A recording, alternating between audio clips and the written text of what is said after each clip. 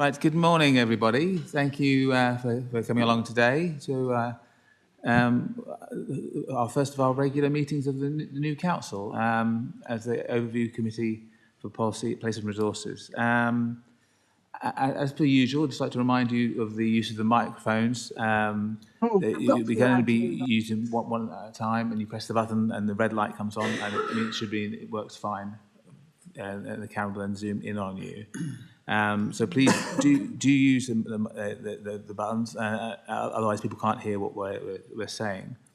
Also, can you please speak to the microphone and not to the audience, because again, people who are online often can't hear what people are saying if we're speaking to the meeting rather than people online. So thank you very much for that. Any apologies? Chairman, I haven't received any apologies for absence.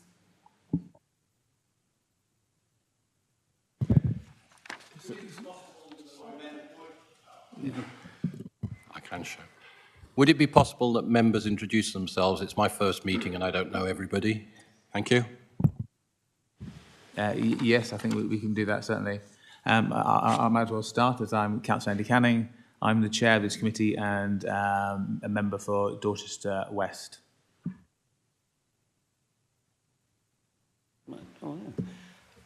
My name is Andrew Starr. I'm a vice chair and member for Upton and Litchett. Sorry. Andrew Starr, Upton and Litchett. Can you start over there and then work your way around? Thank you. I'm David Northam. I'm member for Upwey and Broadway.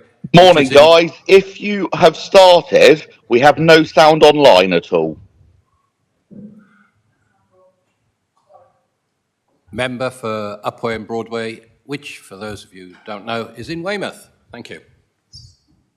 I'm Roland Tarr. I'm member for the South Winterbourne. It's Winterbourne and Broadmead, it's called. It's everything between Weymouth and Dorchester and between Hardy's Monument and Tinkleton. Morning, I'm Councillor David Taylor from Chelmsford St Mary Ward. I represent the ward between Bradford, Peveril and Bockhamptons, and also Town Council as well. Thank you. Morning, Carol Jones, Sturminster Newton, best place to live in Dorset, thank you.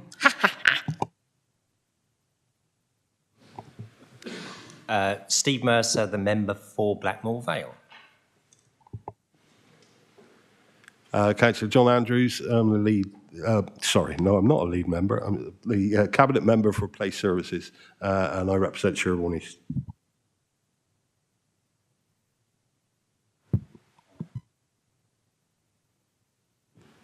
Hi, I'm Anna Eastgate, Corporate Director for Place Services. Good morning, Chair. Tim Hume, Corporate Director, Assets and Regeneration. Mike Parks, member for Ferndown North. Kathy Lugg, member for Ferndown North.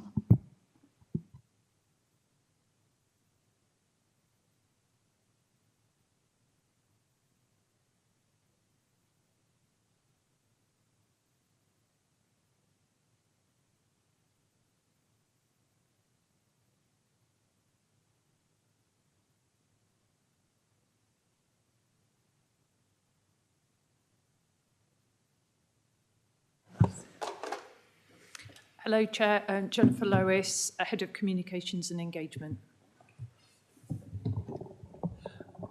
And good morning, Aidan Dunn, Executive Director for Corporate Development.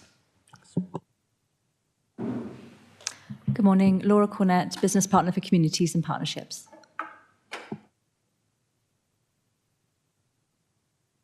And those of you who are joining us online, if you wouldn't mind introducing yourselves as well.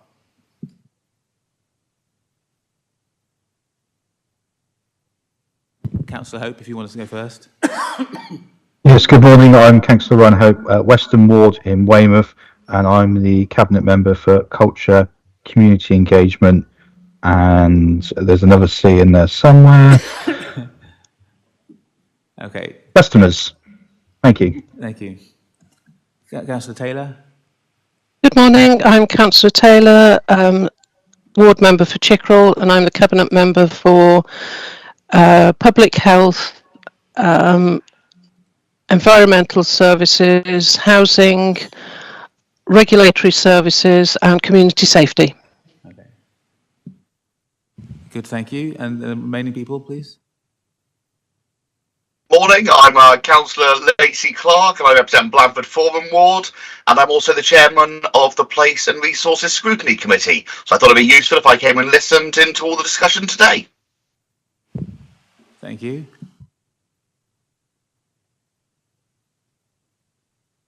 Anybody else? No?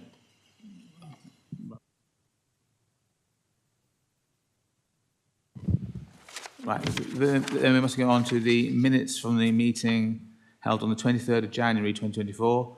I presume that they're accurate record. There must be slight issues that I doubt any of us were present at that time. But if anyone has any issues of accuracy or anything else like that, they'd like to say them now. Otherwise, I'll sign them as a true record of the meeting. Yeah, okay, I'll do that after the meeting. Yeah, okay. Thank you. On to item 3. Do any members have any declarations of interest to make? Thank you, Chair. On item 7, I would like to declare non-pecuniary interests on the fund that may or may not go to the LAGs, as I chair the Northern LAG. I also run a charity that deals with food poverty. Thank you. Both are non-pecuniary, and I will participate fully. Councillor Lugg. Sorry. I also declare a non-pecuniary interest as I'm chair of the East Dorset LAG.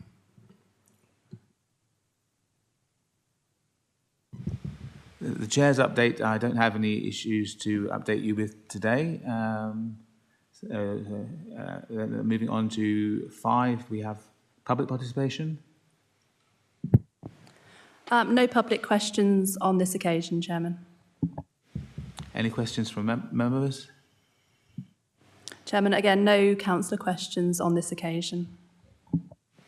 Thank you. Then over to item 7, which is the main item of business we're looking at today, to deal with the cost of living support programme, and I believe to be introduced by Councillor Hope.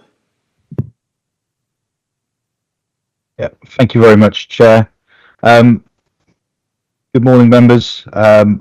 The item before you today is coming after a recommendation from Cabinet to reintroduce the £2 million cost of living crisis fund.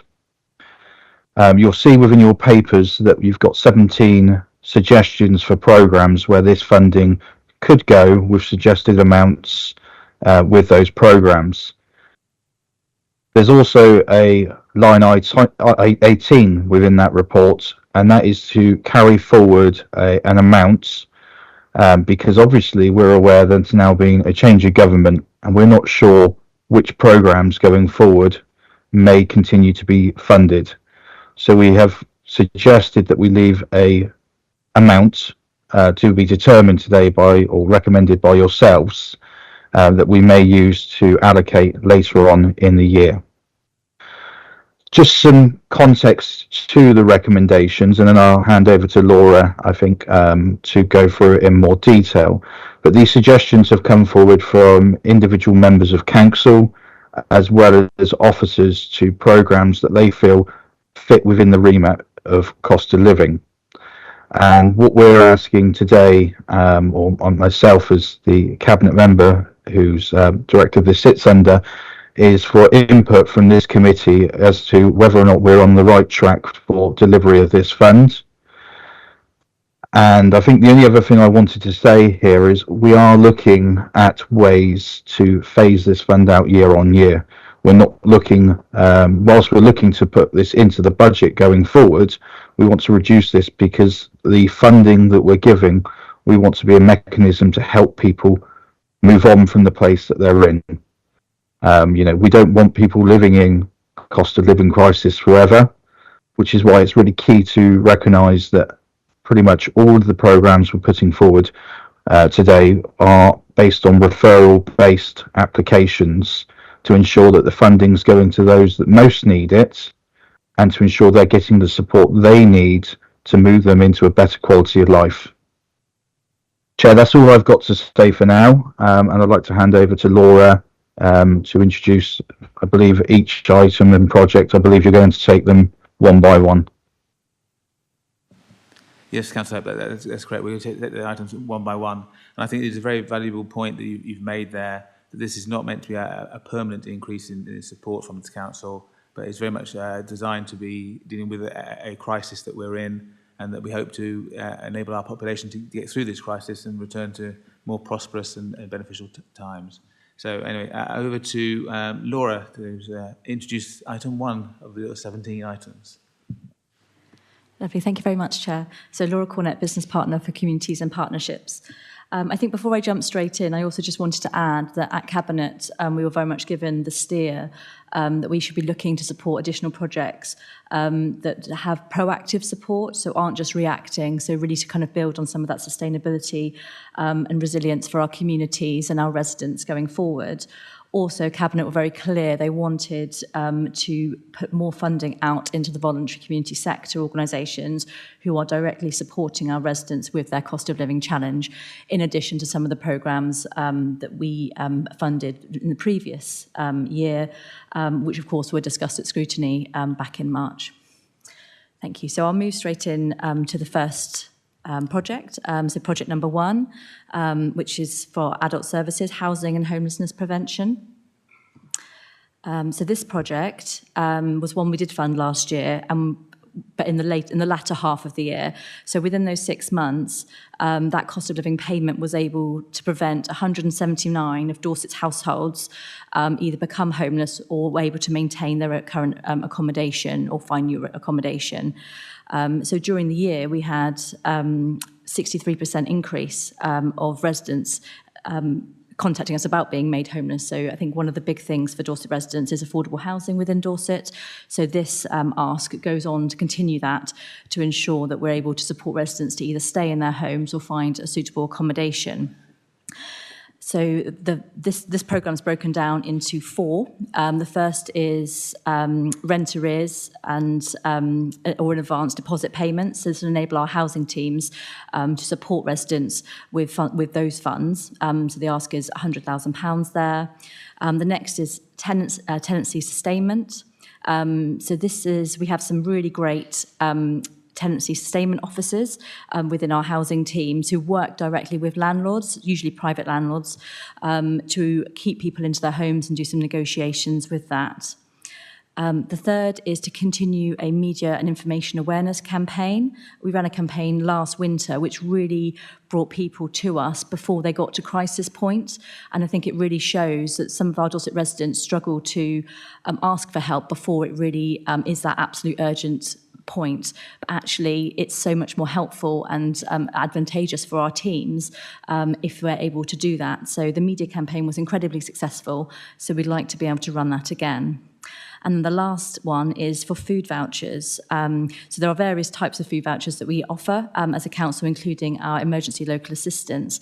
However, sometimes our housing teams, if somebody presents to them homeless on that day, there is no way to get them food, especially if it's after 5 o'clock. So these are emergency vouchers our housing teams have been able to give out to give them a meal and some essential basic clothing for that one night if they have to move them away from a home into a place of safety. So those are the 4 that are being asked for under the £177,500 for the homelessness prevention project. Okay, thank you. I think what we'll do with this is, because we've invited in members from the both overview committees, I intend to treat it as all the same. So anybody can jump in at any point in the discussions. And really what we're looking for, I think, from what Councillor Hope is saying, is we want to hear your views, your comments, your approval or otherwise, support or otherwise, and just to give a feel of what members feel about each item as we go through it. So over to you. Who wants to go first? Thank you, Chair. I thoroughly approve of this one. It's very helpful. But I just wondered whether there would be an emergency hotline number that perhaps we could have as members, so that if we're dealing with somebody in a bit of a crisis, that we know who to call directly rather than going through general housing? That would just be my only question. Thank you.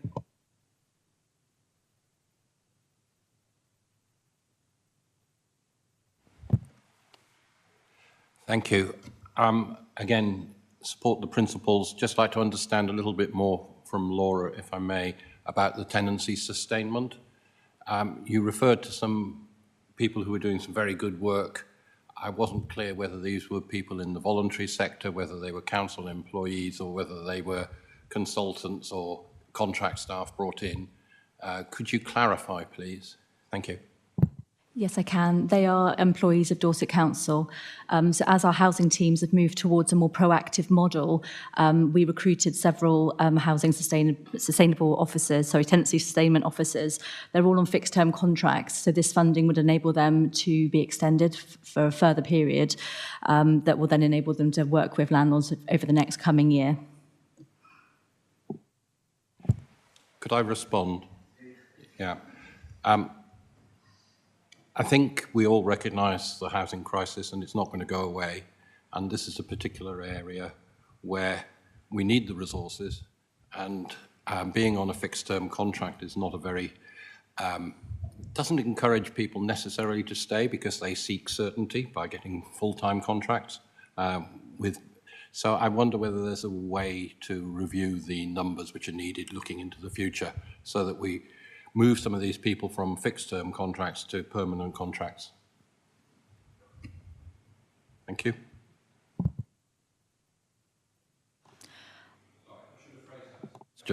I should have phrased that as a question. Could we move, can we consider moving people from these fixed-term contracts in this area to permanent contracts? I don't know who that's addressed to. My guess it's a financial matter, but it could come from this committee as a recommendation. Thank you. Certainly. Samantha Brand, who is the Service Manager for Homelessness and Housing, I'll pass that along and see if she can get a response to you, Councillor.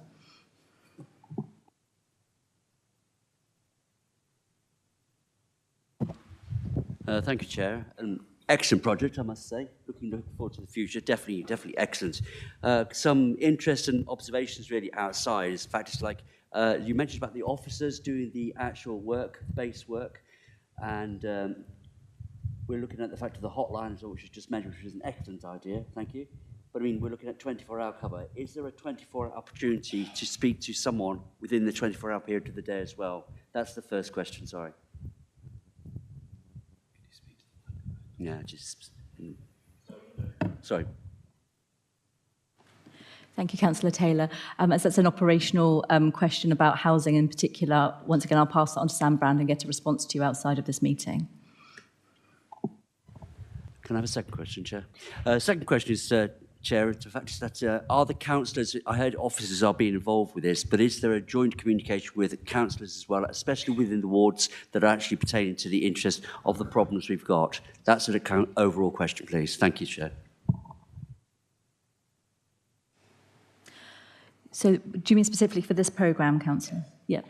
So this will follow the normal overview and then scrutiny process. So the view would be that we would then bring either quarterly or 6 monthly papers back on the progress of these to the scrutiny review for place and resources. Anybody else? No? In which case, I think Ms. Watson was taking the notes of what people are saying. Yeah. I think it's pretty clear that the members are supportive of this, and we wanted to go forward. So, we'll work our way through it like that. So, on to item 2. Thank you very much, Chair. So the second project on here is once again a continuation of additional investment into the Healthy Homes Dorset scheme. Dorset Council were very lucky to be awarded about £4 million for the home upgrade grant in the second round. That's what HUG2 stands for, back in the spring of last year. The criteria for this fund from the former national government was that it would only benefit residents who were off-grid. So our economic development team have a contractor that supports the delivery of this programme. However, for us being able to invest additional funding into this, where they come across vulnerable residents who meet that criteria, with the exception of the fact that they are on-grid, but they still may need some home upgrades, we are able to support that. This one works very closely with one of the other projects later on. So it does mean that we're able to support some of our vulnerable residents with longer-term, more proactive support as energy costs are rising. So it can include things like solar and all sorts of other additional home adaptations. And we already have a contractor ready to deliver because they're already delivering it for the wider scheme. So this funding would give approximately 50 to 100 beneficiaries within the Dorset Council area.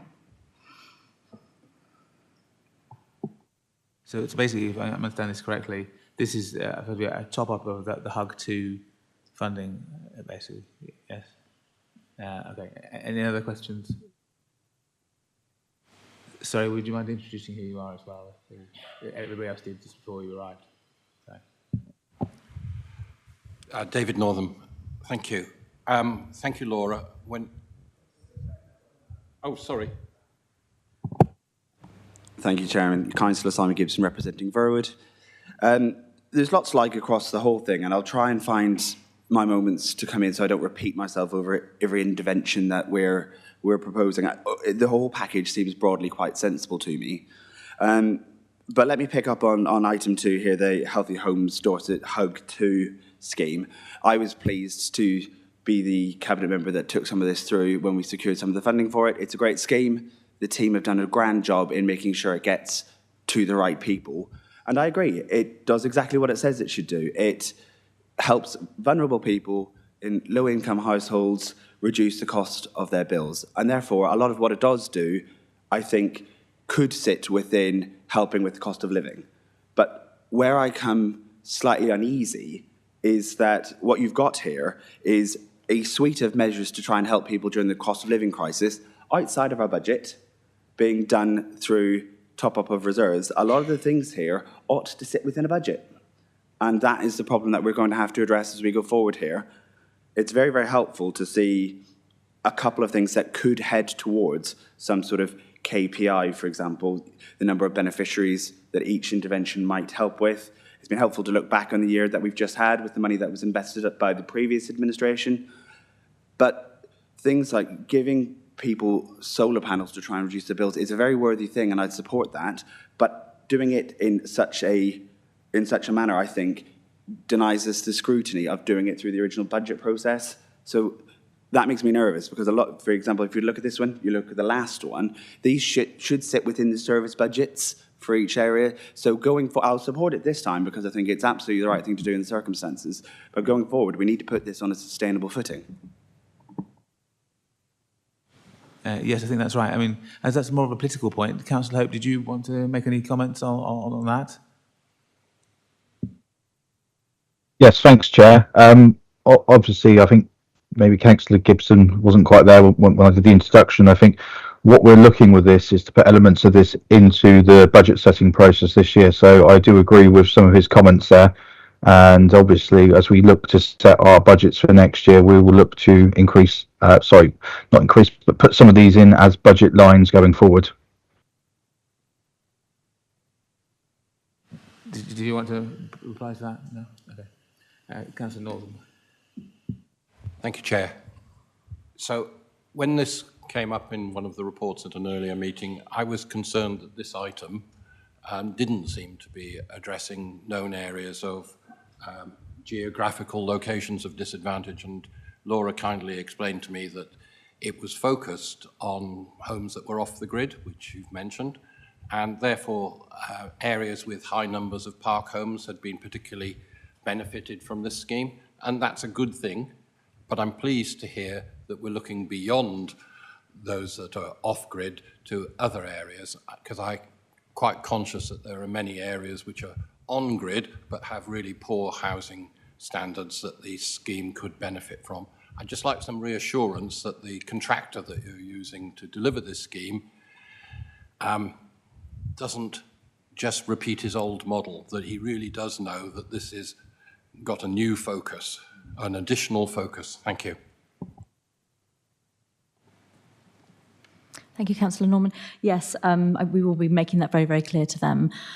Also, we're looking at your previous point as well about putting onto the main budget. The paper that went through Cabinet last month, one of the recommendations there was that if this is the last year, this programme would be funded from reserves, and it will be included within the budget setting process, and that was approved by Cabinet members.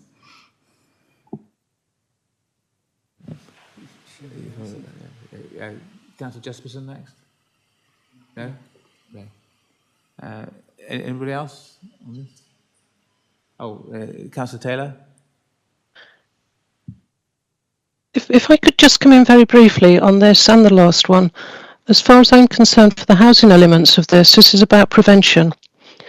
And it will, I'm assuming it will be done via referrals, because what we find time and time again is that we'll go into somebody's house to do X, as in we go in as occupational therapists, but it's fairly obvious that they're in a damp, cold house.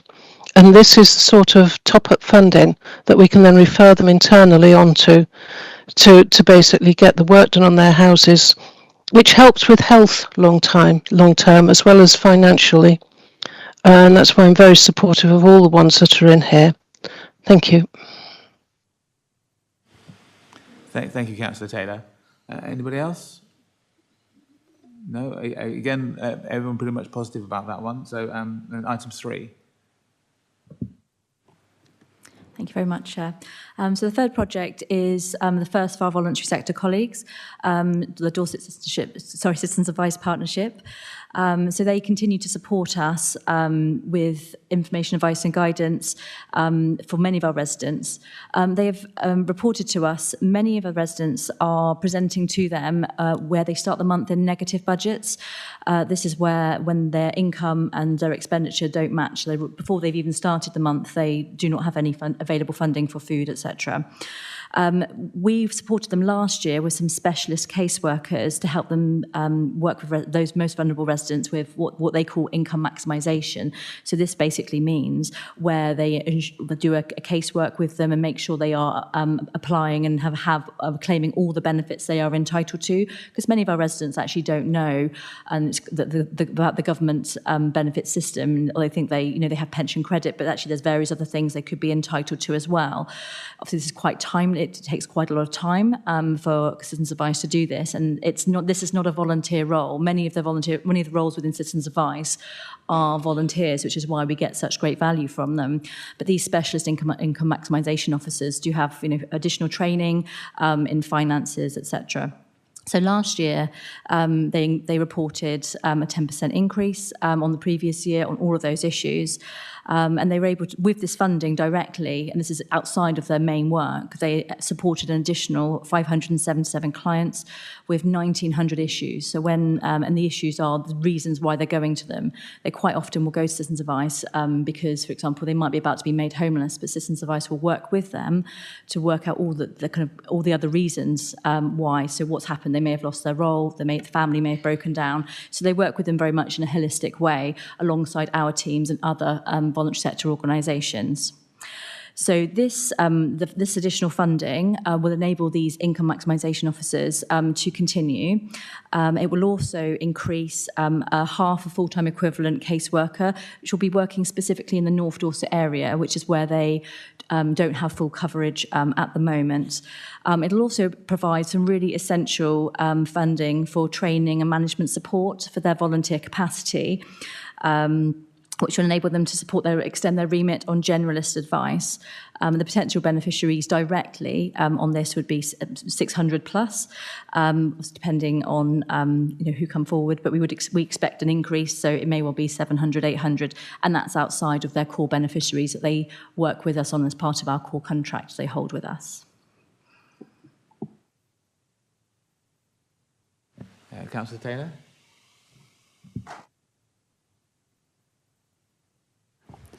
First of all, I can't commend this organisation high enough. I've signposted to the Citizens Advice Bureau many people. I cannot count them enough. They cannot do enough for the county. I'm supporting this wholly, purely because the fact is the background of Citizens Advice Bureau, they have expertise in legal as well, and many other services that is free of charge, but also they need to train people up. I cannot commend this high enough. My question is this enough? That's my question. A bit of a how long is a piece of string question, isn't it? But yeah, please. I asked them to put together a proposal, as I did with all of the others, and this is the proposal they've come back to me with. So is it enough? That's a big question. I'm sure if we speak to many of our other people who work in the voluntary sector, they could always spend more money, but obviously we're also managing budgets here as well. Councillor Jesperson.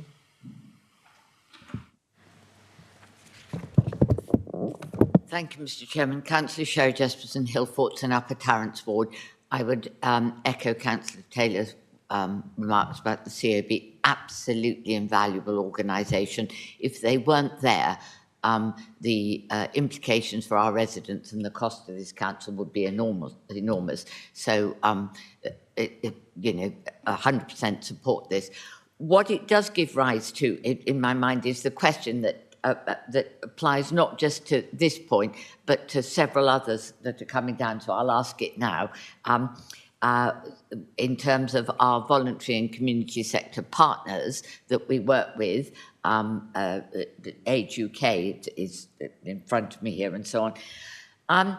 Can you just remind us how we monitor the outcome of that investment?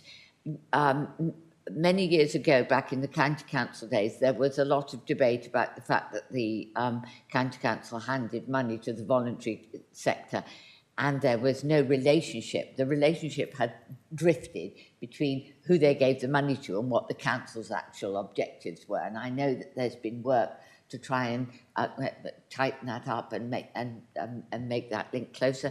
Could you just reassure us, because we're very happy to give money to the voluntary and community sector, but it has to amount to more than the sum of its parts at the end of the day. Thank you. Thank you, Councillor Jesperson. Yes, I can assure you, as part of the grant agreements they will sign as a result of being offered this funding, there will be an obligation that they do have to provide us some quite key statistics, basically for the value for money and what they've done with the funding. We also have this for all of our other Dorset Council grant programmes, and we also have a grants protocol now, which is internal guidance for any officer within Dorset Council who offers either competitive or direct grants. There is an expectation that we will always get value for money. We're working with our data intelligence team as well to get the power of BI, where we get these lovely dashboards. I was hoping to have that available to you all for your member inductions a couple of weeks ago. Unfortunately, we're a little bit behind, but we will have it for you in the next couple of months, and it will just really show you the impact of the small amounts of funding we have as a core programme, and of course the booster funding we have for these programmes has for our residents and for our voluntary sector communities. Thank you. Fully in support. One area that can sometimes be a problem with the Citizens Advice Service, and we have our own Citizens Advisor at the Vale Pantry that we've funded ourselves, is that it's very difficult to actually get to speak to a debt specialist at Citizens Advice. And I think that if we could pressure them to make sure some investment goes into their specialist debt advisors, that would be really helpful. Some of the people that we have come across with severe debts were having to wait 6, 7, 8 months to see a debt advisor some time ago. I don't know if that's changed too much, but if we can put a little bit of pressure to bear in that respect, I think that would be helpful. Thank you, Councillor Jones. Yes, these specialist income maximisation officers will work with people with that specialist debt advice. So anybody who doesn't fall in that really, really severe category, these officers kind of take the pressure off those. So that's why they're incredibly important. Right. Anybody else on this item? No? Well, I think there's a clear, very strong support for Citizens Advice, and everything that they do is really, really highly valued. Okay, then on to item 4. Thank you very much. So this is a continuation of the discretionary housing payment allowance. This works with our, this is a government fund that's given to our revenue and benefits team. And this is a very similar fund to the first project. However, the two work together in conjunction because the national government or former national government discretionary housing payment allowance, it has very, very specific criteria. So it does also support people to stay in their homes, and it allows our revenue benefits teams to pay rent arrears and put down deposits, etc., but only for those people who are on full universal credit or full pension credit. And so anybody who is working, it cannot support those, which is why I've put in an application for the first project as well. So these two work very, very closely together to make the funding work a lot smarter. And last year, as I've already talked about, the increase in homelessness prevention, this enabled our revenue benefits colleagues to offer slightly more generous packages of funding to help residents either find more affordable housing or be able to get themselves back into employment. So there were less people being made homeless. So last year we offered them 200,000, and it was the only project to come in under budget at 131,000. Having had a discussion with the service manager, she feels that the £100,000 that we're asking for today will be satisfactory in addition to the government payment that they've got. So yes, the idea is once again is to, where possible, keep residents in their homes because it's so much easier to work with those landlords than it is trying to find new accommodation for families within the Dorset Council area.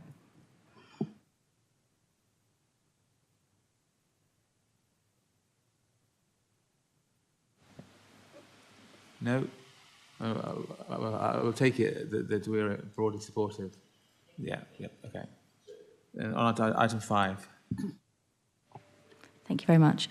So this one works very similar to number 2 project. So every year, the now former national government gives us a disabled facilities grant, which will enable our housing teams to work to provide adaptations to keeping our disabled residents in their homes.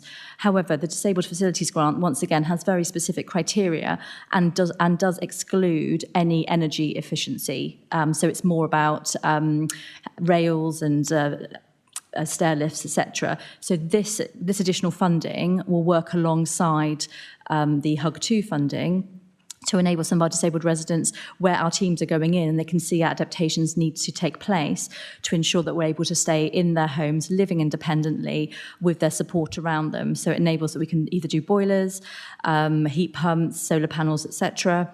The number of beneficiaries is low because each case is worth a bit more money. So usually about £10,000 is the average grant we give them. And this will work, as I said, with a team that's already established and they're already going into people's homes looking at the facilities that we're able to make to help people stay independent in their homes. So as Councillor Taylor mentioned earlier, this is very much a proactive and preventative measure. Anybody? Councillor Lugg. I'm not against this measure, but I'm just wondering, does this apply to people in private housing, or are we doing landlords' jobs for them by replacing the boilers to their benefit?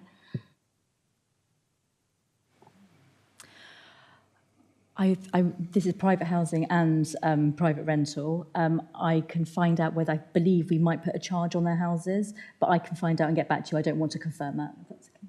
Thank you. Okay, Councillor Norton. Again, Chair, David Northam, Upper in Broadway. So this is a needed function, but I agree with the question about, we started off on the assumption that these benefits were going to those who needed them, and they were by referral. That was the statement that introduced this whole section. So if people are coming through referral systems, and I think this is entirely right, but I wouldn't want it to be seen as an opportunity to fund something which is possibly fundable by making a different sacrifice. So I would also hope that the government in the coming year does a number of measures itself to address the whole cost of living crisis. So one of the things I'd like to suggest is that we do review this at every place and overview committee, if that's the appropriate place, because some of these we may be able to turn off if there is a adequate government funding that arrives. And I recognise that this at the moment is picking up the gap, but they may fill that gap. So I think it's key. I'm sure you will be tracking what the government is offering. Thank you. Thank you, Councillor Norman. Yes, our teams are definitely waiting with bated breath as to what the new government will bring in. I can confirm to you that regarding referrals on this, these people are already people who are working with our social care teams, so they'll be referred through that way for this particular scheme.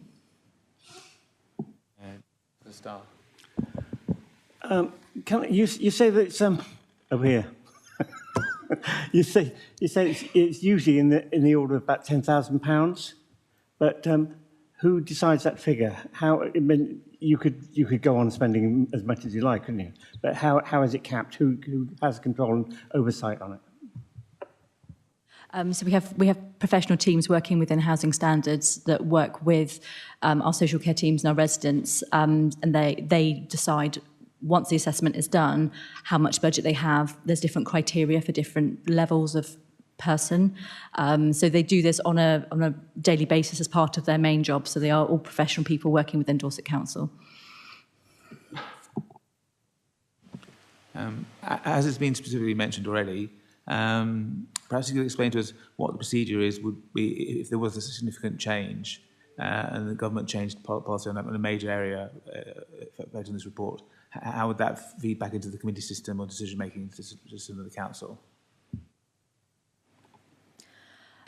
I believe the steer might be that we come to every quarterly scrutiny panel, so then we can use that to make the decision.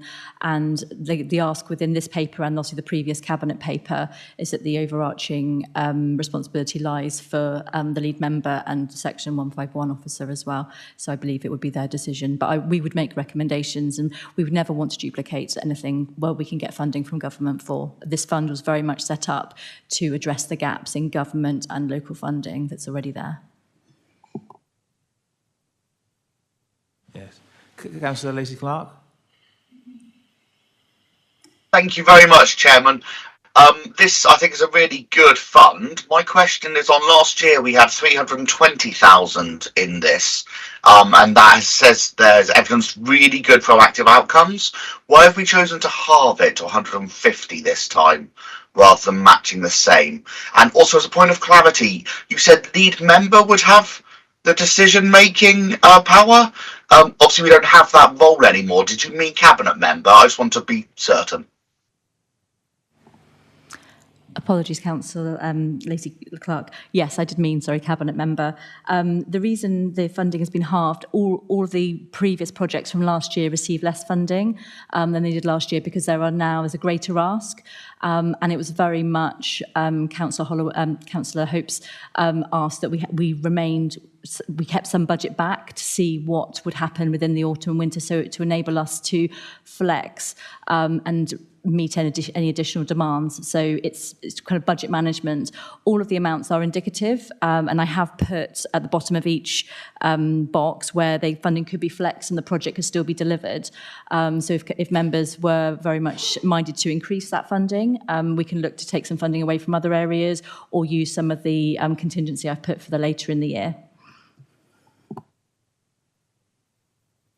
Yes, I think it is much that we hope that the new government will take a more positive role towards this and therefore take some of the responsibility off of our shoulders onto theirs. Anything else on this item? No. Again, very much broad support. Item 6.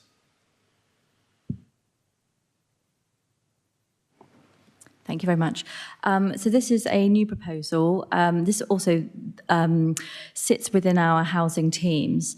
So we have, a few years ago, Dorset Council was part of a consortium of councils that invested into an organisation called Lendology CIC, which is kind of like a loan agency, a community loan agency. It was set up by South West Councils, and the whole purpose of Lendology was to enable low-income and disabled residents to get low-interest loans for essential house repairs. So this is where there will be no burden on Dorset Council. Our original investment was £900,000. So we currently have £820,000 loaned out. It's important to say that these residents that would apply for these loans wouldn't be able to get credit elsewhere. And when I was talking to the officer that runs the scheme within Dorset Council, I said, well, surely is there a higher default rate because of the low income? Surely it's a high risk. And he was able to confirm to me that the default rate for Dorset was less than 0.1%. Now, the reason is Lendology as an organisation works with these residents to ensure, so if they do default once, they renegotiate very, very quickly, and they're much more sympathetic than a private lender. And it discourages people from going to the loan shark organisations. One of the benefits to this is that there is a 4% interest rate, which is obviously lower than the kind of standard rate, and that 4% is recycled back into the Dorset Council pot. Only Dorset Council funding goes to Dorset Council residents, so though there's lots of councils within Lendology across the South West, our money is ring-fenced for us. So as I mentioned, we've already we've got 820,000 back loaned out at the moment. So the team are now getting to the point where they're unable to support many others. On average, about £50,000 a year comes back to Dorset. But like the previous one we discussed, the average loan is kind of about £10,000 or so. And to enable this to go forward, and this is once again a very much proactive measure, the ask was for us to invest a minimum of £50,000 to support this going forward. Councillor Taylor? Thank you very much, Laura. And Councillor Taylor, Chancellor Mary. Yeah, I've been looking at this very carefully because of the fact of my banking background, and the fact is that the loan rates. The loan rates was particularly, I was looking at specifically, say, they're low interest rates. Now, these people can fall into even lower tier of living because of getting loans. I've seen it. I don't know what goes on there. Is there a protection, a thorough scrutiny done on the individual or family or whoever that's taken out these loans? If so, how is it done? And is it done effectively to make sure there are no pitfalls? Because we're dealing with an area where it could actually quite easily slip into the down. Thank you. Thank you very much. I understand that Lendology work very, very closely with people and they do a full financial background with them.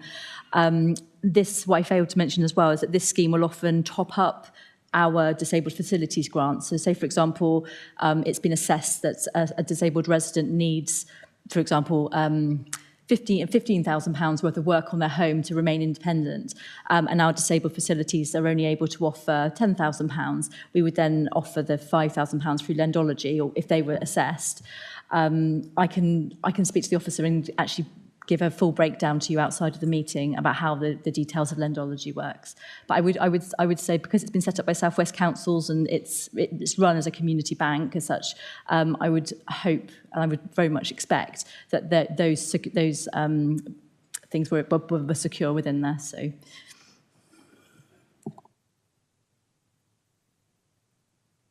Councillor Gibson.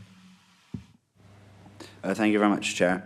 It sounds laudable. Sounds as though it's trying to do the right thing for people that find it difficult to get the finance to make the changes they need to for their home. It's also something that I haven't come across before. So I was interested to find out that we had, the guts of £1 million sort of invested in, whilst it sounds like the default rate is tremendously low, and that it's nice to see a return come into the council's funds so that we can expand the scheme. I'd be grateful to know what scrutiny this whole process has gone under to date. Once again, I'll have to find out and come back to you on that one, Councillor Gibson. But to be honest, I didn't know anything about it either until I started investigating it as part of this project. It's all available on the Dorset Council website. So. If I may come back, Chairman, I'm grateful for that answer, but it feeds into that wider concern I've got about the route that this funding's taking. A lot of this is attaching on to business as usual. Perhaps rightly so in the circumstances, and that's why I've not opposed any of the individual interventions we've done. I accept also that we're very early on in a new council's life, so perhaps process takes a while to iron itself out, and I certainly don't want to put process ahead of people by any means at all. But I think we really need to be careful about adding on additional funding constantly to things that haven't gone through some sort of democratic scrutiny. So whilst I suspect I'll probably leave that point there and not push it any further, I do think as this moves through the rest of the process, bearing in mind it's already gone through Cabinet, are we satisfied that it's had a thorough enough airing, given that we are lending out public money here? Well, I think with all due respect, I think that's partly the reason we're here today, is to provide that sort of level of scrutiny. Now, I do accept that if you've not heard of an organisation, and don't know much detail on the paper today, but hopefully you can provide answers afterwards. Thank you. The last time I promised, Chair. I accept that point. So maybe a question for you as the councillor leading this discussion today. Are you satisfied that you've had enough look at what's happening with this? Are you happy that you've seen enough to guarantee what's going on behind the scenes with this money? If you are, fair enough. Gut instinct says it's a very worthy cause. I just don't feel like I've seen a lot. Yes, I understand the point you're making, but one can make similar points about the whole budget process that the council goes through. But personally, I think, yes, bear in mind the time effects, I do feel confident that we have as much democratic involvement as we can do. But I think you're right, going forwards, yes, there needs to be more democratic involvement and more particularly from the scrutiny committee, probably as much as anything else, to look at this issue and bring it forward. But I think there's a strong commitment on part of the new administration towards openness and democracy and involvement, and our intention is to make sure that works properly. Councillor Jesperson next. I mean, I think you've kind of answered my point in a way, Chair, but the point I was getting, you said, the question was asked about the process here and the scrutiny of some of these schemes, and Lendology is new to all of us. So again, I would share that concern that none of us had heard about it before. Then there is a question mark about where did it come from and who has looked at that democratically before it found its way onto this list. But your response, Chair, was to say that's what we're doing here today. Well, with respect, that's not what we're doing here today, is it? We're going through this list that we've been given, and all of it's very, as we all keep saying, laudable, but we're not scrutinising it, are we? Because we're the Overview Committee, and we are indeed the Place Overview Committee, not the People Overview Committee. And so while I'm happy to carry on, I think this is a useful exercise. I don't think any of us should take away from this the fact that we have done the proper scrutiny procedure here, because it hasn't happened, and this is not it. This is the Place Overview Committee, where we're having a very different discussion, a useful discussion, Mr. Chairman, which I'm very happy to carry on with. But let's not think that that means that we have scrutinised this process. That is still to be done, and I'm hoping, and indeed I'm confident, that that will be done as part of the budget setting process when all of these this funding rolls forward in the full budget, and that we will scrutinise it at that point. Thank you. Yes, I take your point, but I think it is also something we can record in the minutes that we would recommend that this does go before scrutiny in the near future. We can't force scrutiny committee to take on their work programme, but we can certainly contact right to them and say this is an item that members were unsure of because they didn't know much about it, and maybe scrutiny could have a look at it.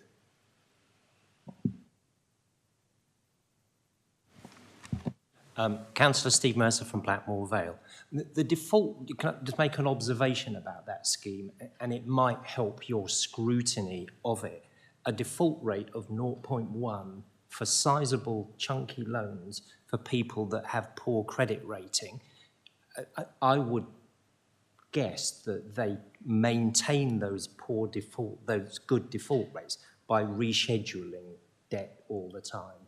I find those numbers difficult to believe, I have to say. So you might just want to ask that question, how many loans have you rescheduled? And actually, if 10 grand to improve somebody's home, do these people take security for that? Because that might help their recovery. An observation.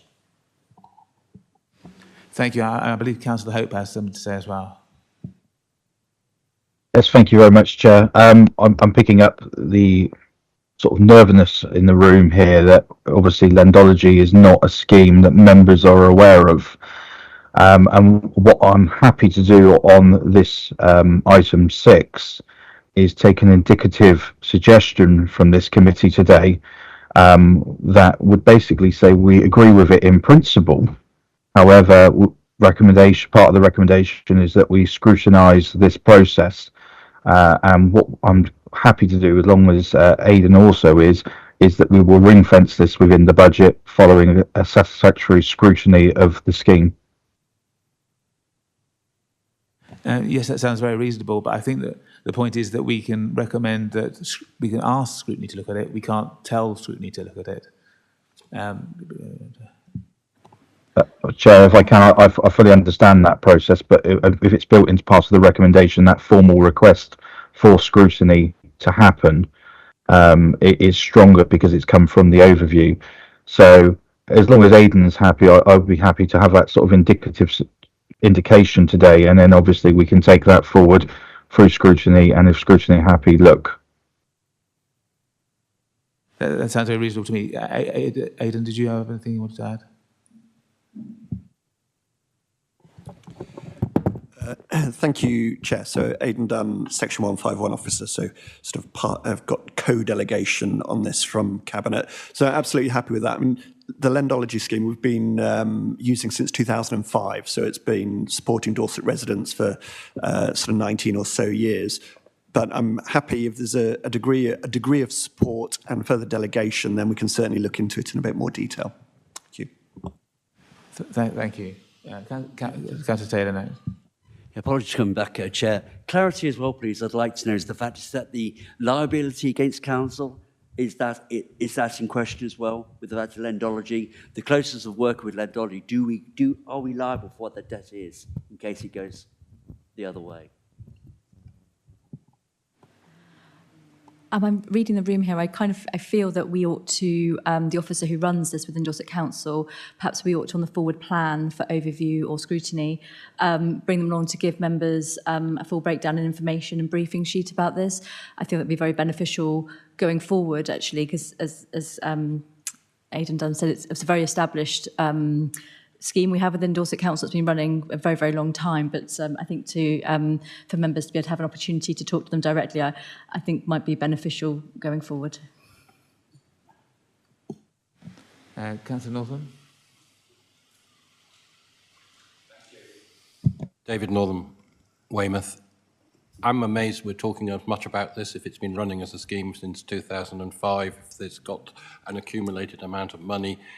We shouldn't be discovering it now. What I think, though, is it's not really, the actions have been placed and we need to move on to other items. Thank you. Yes, I think we've had a thorough debate on that item, and very clearly we're recommending that scrutiny does have a look at this and work out a bit more detail.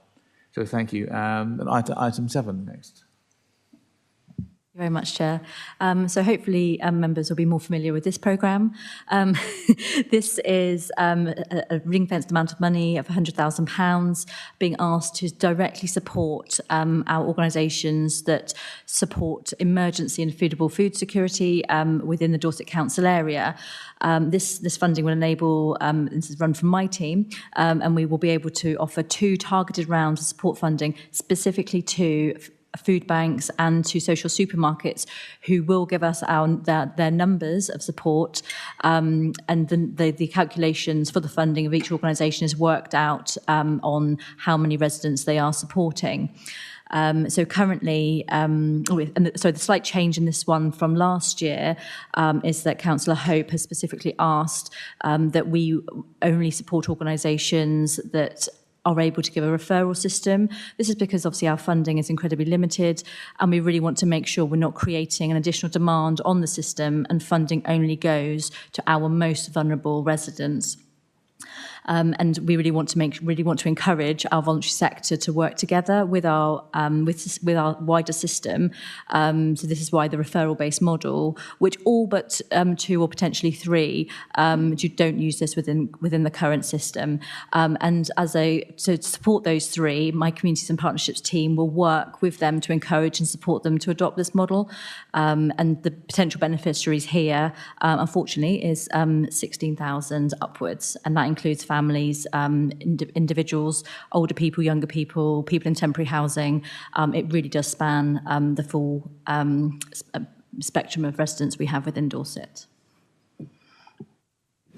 Just wanted to make this clear. You put this forward as 7 and 8 together. Is that yeah, and 9 as well, or did you still want to go through them one by one? Okay. Item 7 then. Councillor Jones. Thank you very much. This is an area I know a lot about. And firstly, I understand thinking about it should be a referral system only, but I actually want to challenge that. Because if we look at the food bank model, they are restrictive. They will supply between 3 and 6 food parcels maximum. Now, some of these food banks are open 2 hours a week. They might open 4 hours a week. People fall into crisis 6, 7 days a week, not 2 hours a week. And the amount of time it can take for somebody to get back on their feet can be longer than having 3 food parcels. A food parcel from a food bank will invariably contain a few tins, packets and jars. There's nothing fresh within that box. And having looked at a number of boxes, you would be hard-pressed to make one family meal out of that box. My own feeling is that it's in crisis, so it's fine for crisis, but longer-term sustainable food provision is always going to be needed. We deal with the working poor. So people that can work are working, but wages are low, rents are high. Typical family, £1,600 a month coming in, rent £1,000, 3 children. How on earth do you manage? It's not easy. So I think we've got to be very careful when we just say it's referral only. Because what I would like to see on the funding bids that any food provision makes, I would like to see them break down what is donated to you and what do you have to purchase. So a food bank, if we look at the areas that I know, certainly the big supermarkets, their dump bins are normally pretty full and they don't buy any fresh and they're only open for 2 to 4 hours a week. So their purchases are really quite low, whereas a social supermarket model will spend hundreds and hundreds of pounds a week on fresh fruit, fresh vegetables, meat, fish, dairy. It's quite different. And that model is the sustainable way of getting people slowly back on their feet again. And I would just like to see some flexibility. And I would invite Councillor Hope to come down and actually meet some of the working poor, the people whose family, whose husband's just had a terminal brain tumour diagnosed. She's had to give up work. They can't manage. This is more than a crisis, and we need to have that flexibility. And I just feel very strongly on this, and I would like to find a way of reworking that to take this into consideration. And I would ask for support from all my colleagues sitting around me. Thank you.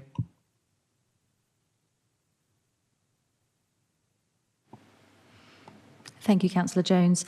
I do very much appreciate what you said. Some of our food banks are open a couple of days a week. However, the beauty of our food banks and social supermarkets within Dorset is that every single one of them is individual. In other areas, food banks are open a lot more, and as you do within the Vale, most of them do work very, very closely with their social supermarkets and other affordable and sustainable projects. And I think it's important that we focus on the fact that the purpose of a food bank is that emergency food provision for that one day. So that they don't have fruit and veg, but it will keep that family alive and sustained for that weekend until they can get to a social supermarket or, some of the benefits come in. What my team do is with this targeted fund is as well as looking at the numbers, we also look at how often they're open and how many families they're feeding. So individuals as well as the families, so households, sorry, not families.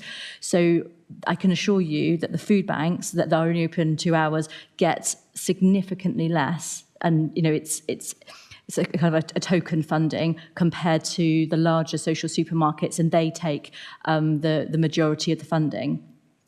I think, obviously, it's all of our ambition, and I have within our teams and within the council to move people away from emergency food and into sustainable and affordable food, which is why I've created project number 9, which we'll talk about in a moment. And within my team as well, we've currently redirected one of our officers to have a main focus on food security, to kind of see where those gaps are and encourage that journey within our voluntary sector and within our residents as well, to see what, as a team, our communities and partnerships team, what we can do to support that, to move people along. There will always be families in crisis, and there are too many families in crisis, but food banks are never designed to be that long-term food provision. That's where during 2020 and onwards, the Vale, and we now have 5 social supermarkets within the Dorset Council area. That's the model we really want to push, where people have choice and dignity in their food, and also affordability, and then moving them along again to growing projects and community eating, and there's so many more. This funding here enables that very essential funding for them to be able to open their doors. All of our food banks are saying there are less donations coming in. It's harder to get funds to support. So so many of them are buying more food. And I appreciate, Carrie, you've given a really good example there, where many of our social supermarkets are spending thousands of pounds of food per week.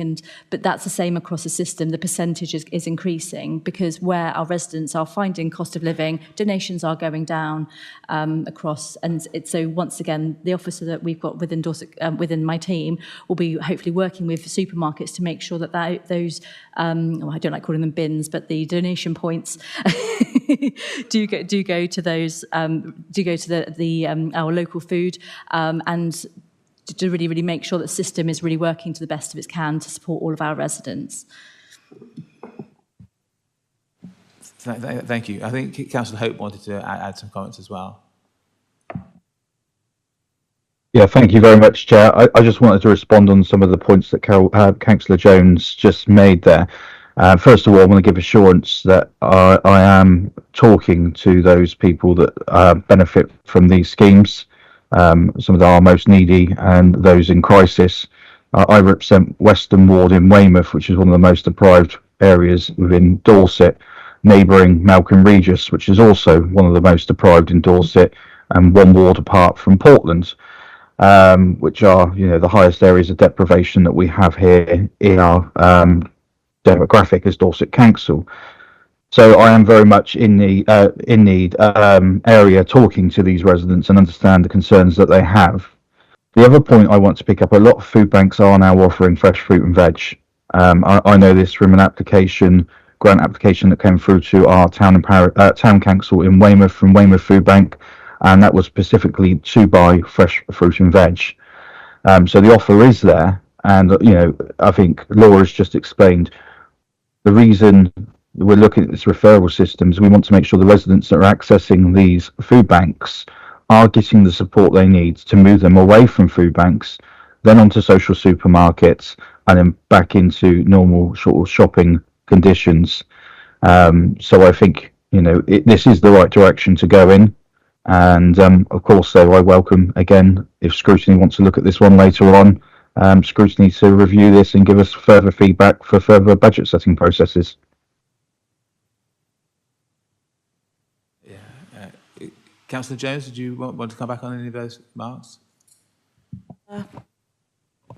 Thank you. I'm just really pleased we've got an officer looking specifically at food security. I can't wait to meet them, and we just all do the very best we can, and it's very, very challenging. Thank you. Thank you very much. Councillor Lugg was next. Sorry, I think it's really important that officers consult with the local members. We have 2 food banks in Ferndown operating different models, and one accesses quite a lot of funding from Dorset Council. The other one, which is in the most deprived area, doesn't. So, you know, it's important that officers engage with us to find out where the greatest need is. Thank you. Thank you, Councillor Lugg. I can arrange for that. Thank you. Thank you very much. Councillor Northern next.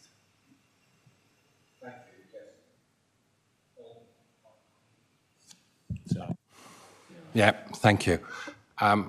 My ward, people wouldn't normally associate with need, but there are 2 ex-council estates, and I have delivered parcels for food.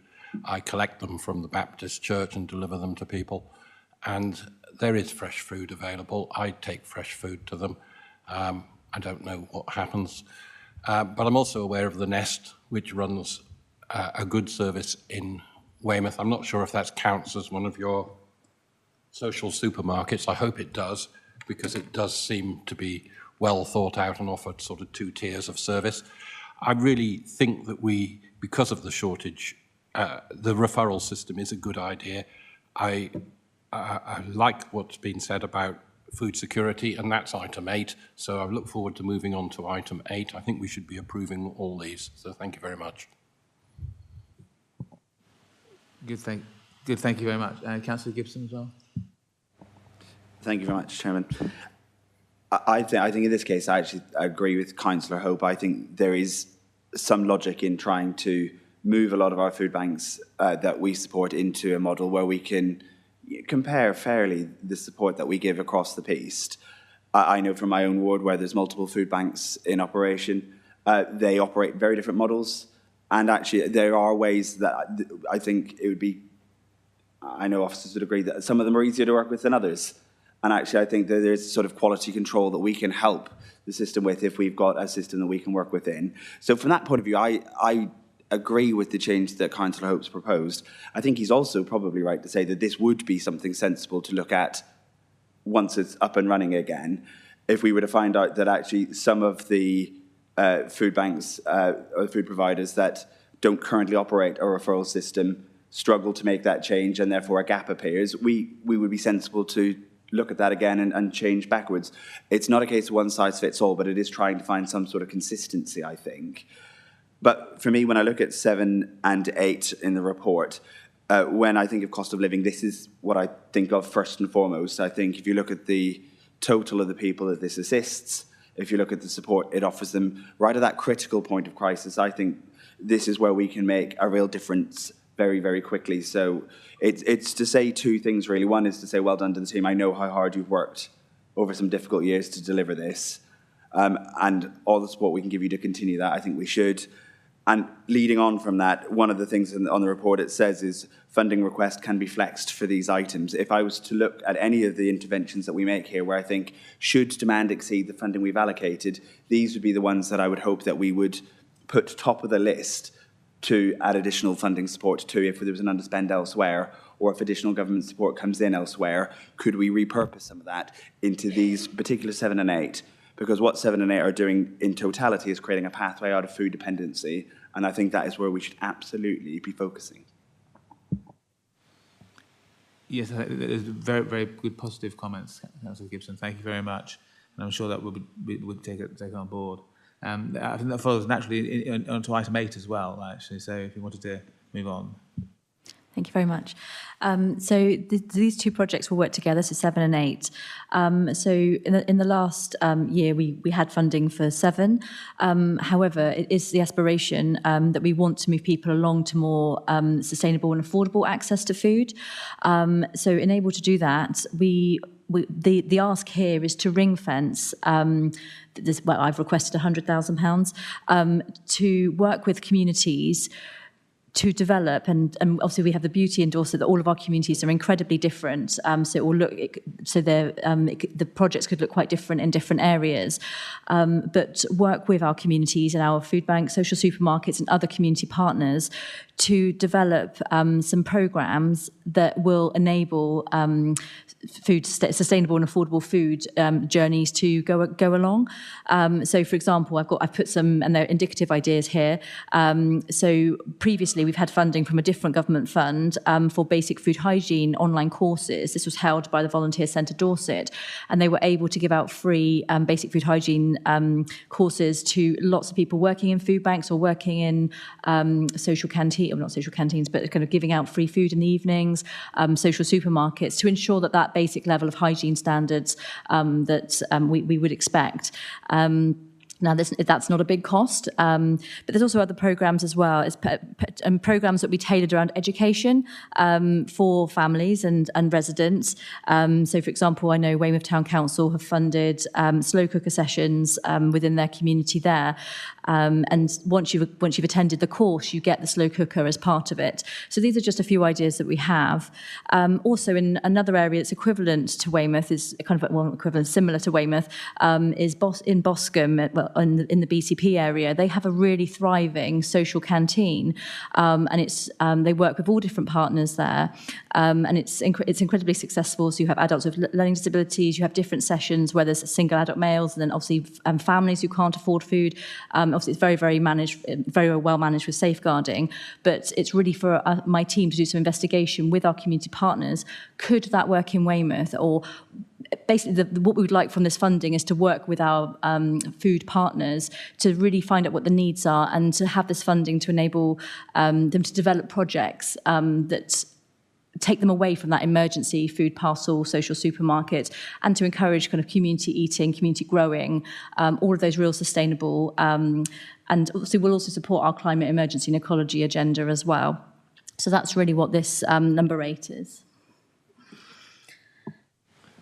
Thank you. That does all sound really good again. And then almost begs the question, is it enough? Is £100,000 enough? I mean, yeah. I suppose that is true, yes. But any other, that's a luck. It would be really useful to have a list of which projects we're looking at funding. It just says plans are underway to develop several projects. It would have been nice to know what they were. Thank you, Councillor Lugg. The tight timescales between Cabinet and now means that we haven't been able to fully develop those. And I think it's really important to say that we're very keen not to do this top-down to the communities. So it takes a bit longer for us to really work with the communities for them to come up with the ideas and bring it up towards us. So we're very much working grassroots upwards, which is why we're just asking this indicative amount. And I'm happy, obviously, to take any future proposals forward to any of the quarterly scrutiny Place and Resources scrutinies will be going to, and obviously Councillor Hope and Aidan Dunn will be the final sign-off, which is why I put 3 example projects in there for you. But yes, for me, it's really, really important that we don't tell communities what they need when it comes to food security. They're working with the residents. They need to come and tell us, and it's for my team to tease that out.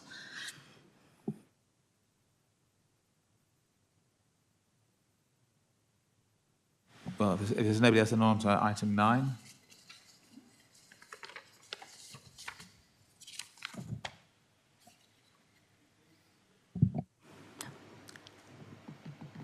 Thank you. So this is the first of 2 children's services projects working with our voluntary community sector colleagues. So many members here will be aware of the Household Support Fund, which was a national Conservative government initiative. This was extended until the 30th of September 2024. And obviously now we have a new national government. We're waiting to see whether they will replace it with anything going forward. So in the last year, members here may be aware that we had a supermarket voucher scheme where residents could call up on one day a month if they were in need, and they got the supermarket vouchers, and then they were able to put the equivalent funding of that into to help support with their energy bills. the officers that run the Household Support Fund, after doing an analysis of this, decided that wasn't necessarily always reaching our most vulnerable residents. So they've moved to a referral model. So any residents who are most vulnerable can contact Citizens Advice, and Citizens Advice are able to give out these vouchers through our customer services teams. So last year, the fund, the cost of living fund, supported an additional 1,200 vouchers going out to our most vulnerable residents. So in discussions with Councillor Hope, he was really keen that we were able to continue some of that support. So for this first 6 months of the year, so by putting in an extra £100,000, because we still feel that the funding within the Household Support Fund, HSF, will support many, but it will not quite reach everybody. But the benefit to having that referral model is that Citizens Advice work with them, so it kind of becomes means tested. And it isn't just for those on benefits, but they do have to show that they are very much in need of it. So it includes, as Councillor Jones mentioned, like kind of our working poor, and also works with schools and other organisations as well. So it's a referral model, so it's much tighter. So that way we can ensure our funds and funds for the Household Support Fund are going to those most vulnerable residents. So this is kind of a top up on that fund. And the potential beneficiaries here, if we were to put in £100,000, would be 666 of our residents. Councillor Jones first. I'm thoroughly in support of having a referral scheme. I think the last scheme tended to work, well, if you were quick off the button, and some of our most vulnerable residents perhaps didn't have access to do just that. What I would just ask is whether we could consider extending the referrer. So yes, Citizens Advice, but organisations such as the Vale Pantry or other trusted food providers, I would like some of those to be considered as a referral agency, because it's not always easy to get an appointment with Citizens Advice or be in an area where perhaps they are or are not there. And I've just wondered whether that could be extended or considered for extending, so that I know families that we could help in that respect, that might actually just give us a bit of an easier ride in terms of the food we have to purchase. And that's my question. Thank you, Councillor Jones. I can confirm those Citizens Advice are the main referrer. I do understand there are other referrers as well. So First Point and Age North South West Dorset are also referrers. I will speak to the officer who runs the Household Support Fund to see whether it's possible. But I do understand there has to be a method that they can do full means testing. So I think it potentially would depend what that criteria is.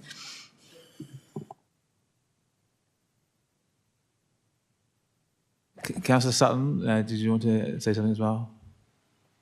Yeah, thank you, Andy. Yeah, like Carol, I'm a little bit concerned about the referral route here, because obviously some of the various neediest people aren't going anywhere near Citizens Advice necessarily. If you're particularly disempowered, you might not quite have even got it together to go to that place for advice. Given that this one has, the headline is Children's Services here, I probably should have thought of this earlier, so I'm sorry for coming in so late on this. But I'm thinking, for example, about family workers, family visitors going into homes and where it's extremely apparent that there's food poverty, that maybe we need to think a bit more about this referral route, because there might be staff within Dorset Council departments who with it actually very much on the front line can see where there's an issue. I'm sorry that's a bit of a vague question, but it's I think something that needs to be thought about a bit more perhaps. Thank you, Councillor Sutton. It's not vague at all. I can confirm that within our social care teams and our children's support workers, they are also able to give out those vouchers as well as part of the wider Household Support Fund. In that case, that's great. Thank you. Councillor Lugg. Totally agree with Councillor Sutton's points. I would also suggest that family hubs, which are being set up all over Dorset, have access to this scheme, because they do have the wherewithal to check the eligibility. Thank you, Councillor Lurg. I'll pass that on for information. I believe they are, but I will confirm and ask Sarah Crabb to come back to you on that. Anybody else? No? In which case, moving on to item 10. Thank you very much. So this is the first of several voluntary sector organisation projects that we're asking funding for to support cost of living. People First Dorset are a well-established organisation within the Dorset Council area. They work specifically with adults with learning disabilities, some that live independently and some that have care. And they provide education support and social activities for these residents. Unfortunately, due to the trusting nature of some of these residents, they are being increasingly targeted for financial scams. And also, these people tend to have either fixed incomes, if they are within the benefit systems, or low incomes if they are within the working system. They often have housing issues as well, and they are more prone to low mental and physical health. And they've become incredibly vulnerable during the cost of living. So, as I said, the People First Dorset have really reported to us a significant increase in these residents being targeted for fraudulent scams and also for cybercrime. So what People First Dorset would like to do to support the cost of living for this particular vulnerable cohort of our residents is provide a series of accessible workshops and drop-in sessions to work with the individuals and, where applicable, their carers as well. Across the full Dorset Council area, in partnership with specialist providers and also our day services, to advise and educate on a series of matters that are very, very prevalent at the moment. So I've listed some here. So fraudulent financial scams and cybercrime, income maximisation, housing and independent living support, budgeting and positive mental and physical health support. And this will be done in a way that's very accessible to these residents. So it's a small amount of money, just £25,000, but this will have a real big impact and positive benefit to this cohort of residents. Thank you. Any comments? Questions? No? I'll take it as some deem that we're all very much broadly in favour of that then. Thank you. Councillor Taylor. Thank you, Chair. Just one observation, actually, because we've got 10, 11 and 12 coming through, and very, very similar in structure as well. Is there a way of bringing some of this so they can communicate together and probably better resource themselves together? Because this is very similar all over the three organisations. Is that a possibility? Sorry, to confirm, Councillor Taylor, do you mean run them all together? So we always encourage our voluntary sector organisations to work in partnership. The reason these three are listed separately is because they each target different cohorts of our residents, all of which are very vulnerable. So I think we can definitely work together, and they will all pull on the same advice. So, for example, income maximisation will mostly be delivered by Citizens Advice or Christians Against Poverty and those organisations. So yes, they listed them separately because they are different. And I think, obviously, they're different organisations, obviously, as well. But yeah, we would always encourage them. And their monitoring would be very, very similar as well, that we'd get back. Just to say, yes, that's brilliant, because the fact is that collectively there's more power for information, and the fact is something might have been forgotten or left off somewhere. So that the fact is it's more effective to work as a group environment. It's just not such, but a very clever one, and also it would save money. Thank you. Thank you, Councillor Taylor. I think also just to say that, particularly with People First Dorset, our residents that access those services need information delivered to them in a very specific way to enable their understanding, which actually if we then talk, so for example, move on to the next one, which Age UK, obviously that's for our general older population, so we would obviously target our messaging for older people as well. So yeah, they're all similar, and I think altogether it's £125,000, if you look at all three combined. And the third one as well, which is item 12 with Island Community Action, the reason I listed that one separately is because that's the only geographical specific one. So I wanted members to have that discussion there, but we'll come to that one in a moment. That's okay. Anything else on 10? In which case then we'll go on to 11. Thank you. So as I mentioned, the next programme is for Age UK North South West Dorset. Age, I'll call them Age as part of this because it's a bit of a mouthful. Age provide, they provide a plethora of services for older people within the Dorset Council area, but I specifically want to support their information, advice and guidance services that they have. The majority of their work around this area is assisting very elderly residents who are unable to leave their homes with actually the completing of applications for income maximisation. So, for example, their highest one is attendance allowance, personal independent payments, disability living allowance, and also pension credit. In the last financial year, they achieved an additional £2.2 million of entitled benefits into the Dorset Council area. It's important to say here that the Age are not regularly commissioned by any service within Dorset Council, and this will enable Age to continue this service going forward because they do rely on donations. And once again, same with Citizens Advice earlier, this is a professional service, so though there are some volunteers here, the majority of the staff working in this are staff members because they have to have specialist training and around the benefits system, which is incredibly complex, which people may be aware of. And the potential beneficiaries here are 100 upwards on this for £50,000. Sorry, I'll just mention one more thing before we go to members' questions. The total cost of running this service within the Dorset Council area is £75,000 per year. So the ask here is a donation of £50,000 because we are already partway through the year. Councillor Jones first. Thank you. I don't have any problem at all in a £50,000 budget being put to this use. What I do have a problem is that we've just mentioned Age UK North South West Dorset as being the only beneficiary of that grant, and I don't think that's right. If we start looking at what they do, I've been onto their website.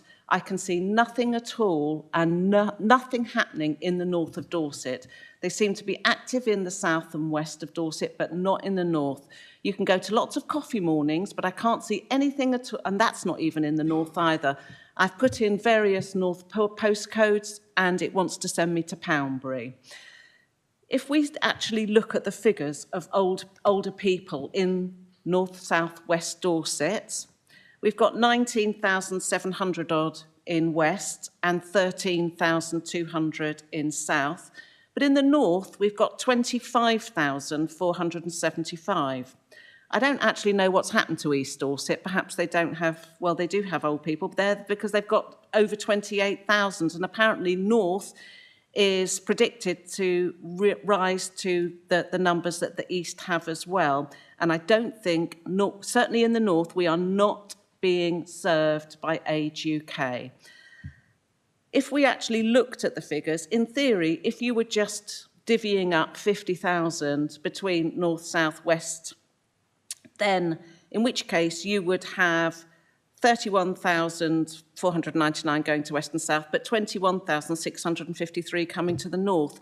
What I would like to suggest is that we keep that budget, but we take off Age UK and let any agency that's covering that service actually bid for those funds, so that people like Age Concern, they do very well in, they're covered, but they're not mentioned.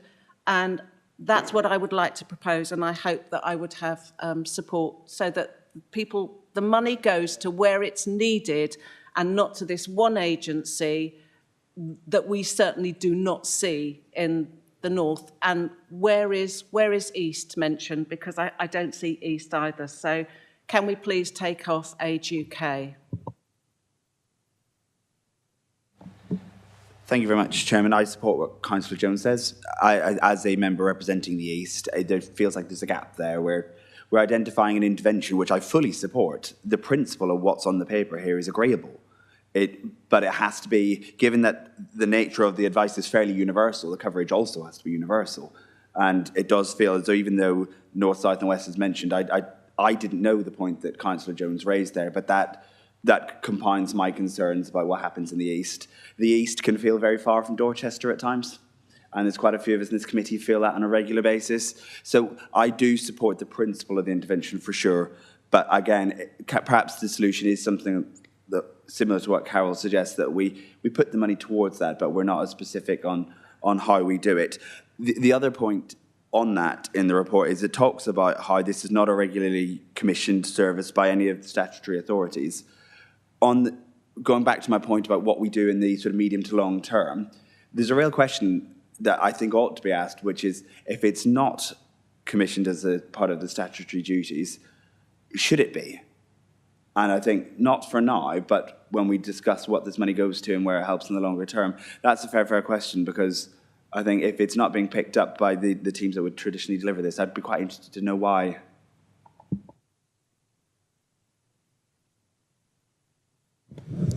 Thank you. I just wanted to, first of all, thank Councillor Jones, because I hadn't picked up on the lack of provision in East Dorset, and really just to concur with what Councillor Jones and Councillor Gibson have just said. Ferndown in particular has a higher than average retired population, and I would hate to see them disadvantaged because we were so specific about one organisation.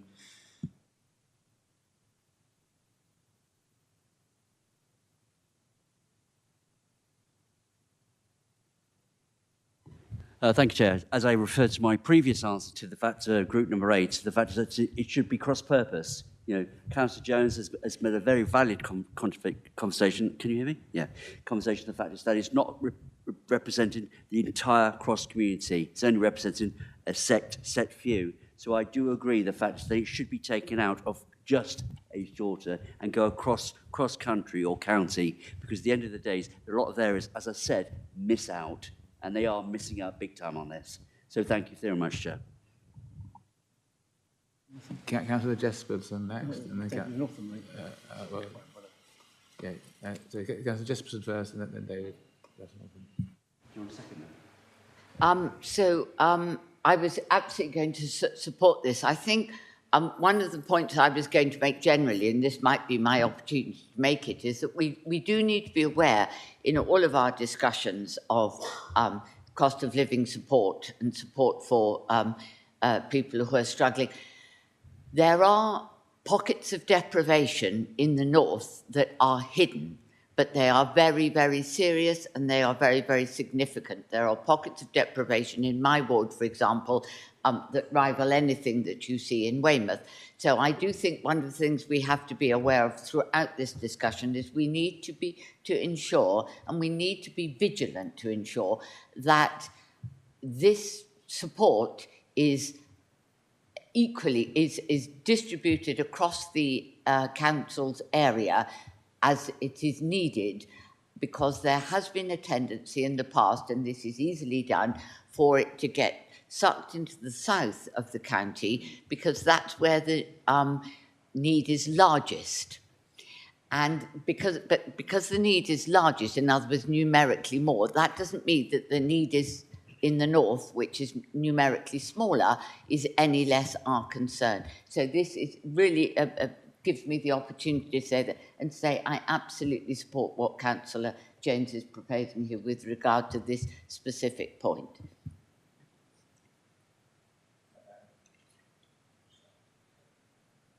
Sorry. Councillor Northam next. Thank you.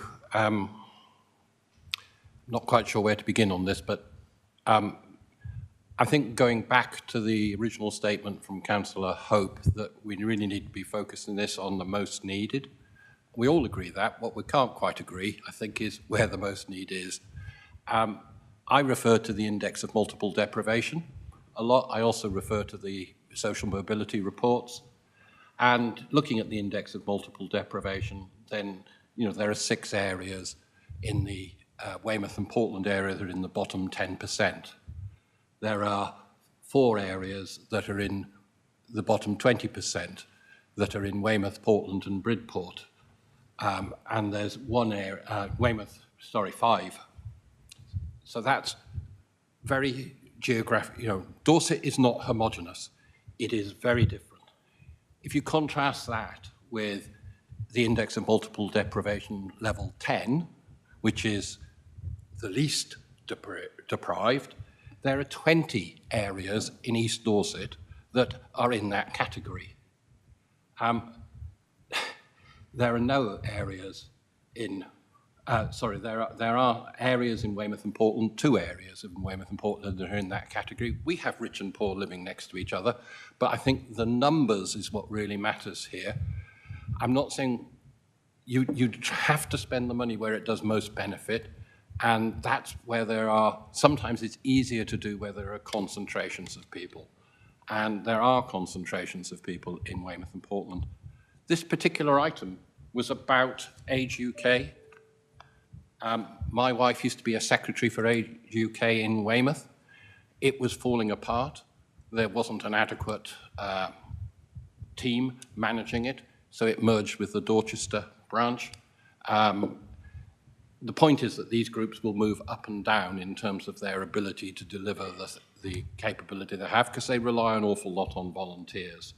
I'm assuming that Laura has a very good reason for including Age UK as a specific body, because I could list a long list of other bodies that do excellent work in around the county and in Weymouth, where I know things best.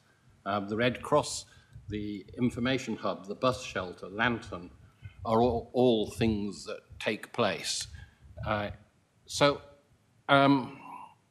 think we should treat this as, I'd like to hear back from Laura as to why Age UK has specifically been mentioned.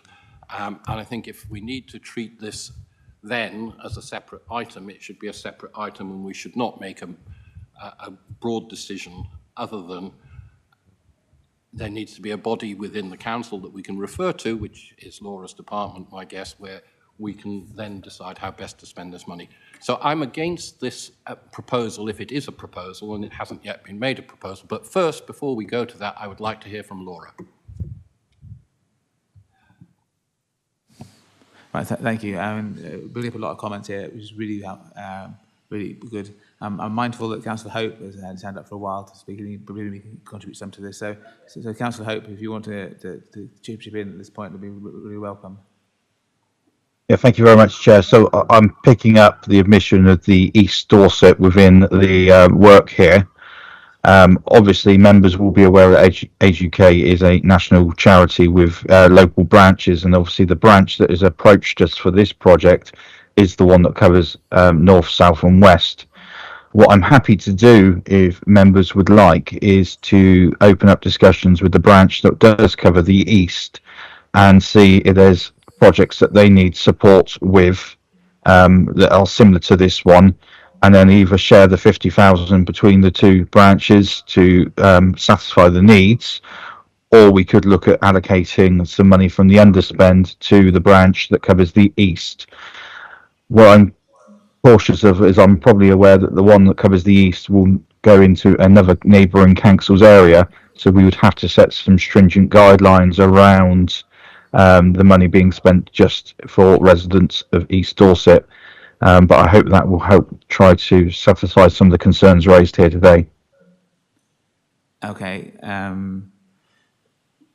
We need to think about this a bit, I think, as a different proposal. I mean, it strikes me that that's one way forward, to do what you just said. The other way forward would be to not be specific at all about the organisation, but just as a general policy across the council area, and we'll work with different organisations. Now, if there's a problem with that for any particular reason, would you like to say anything there?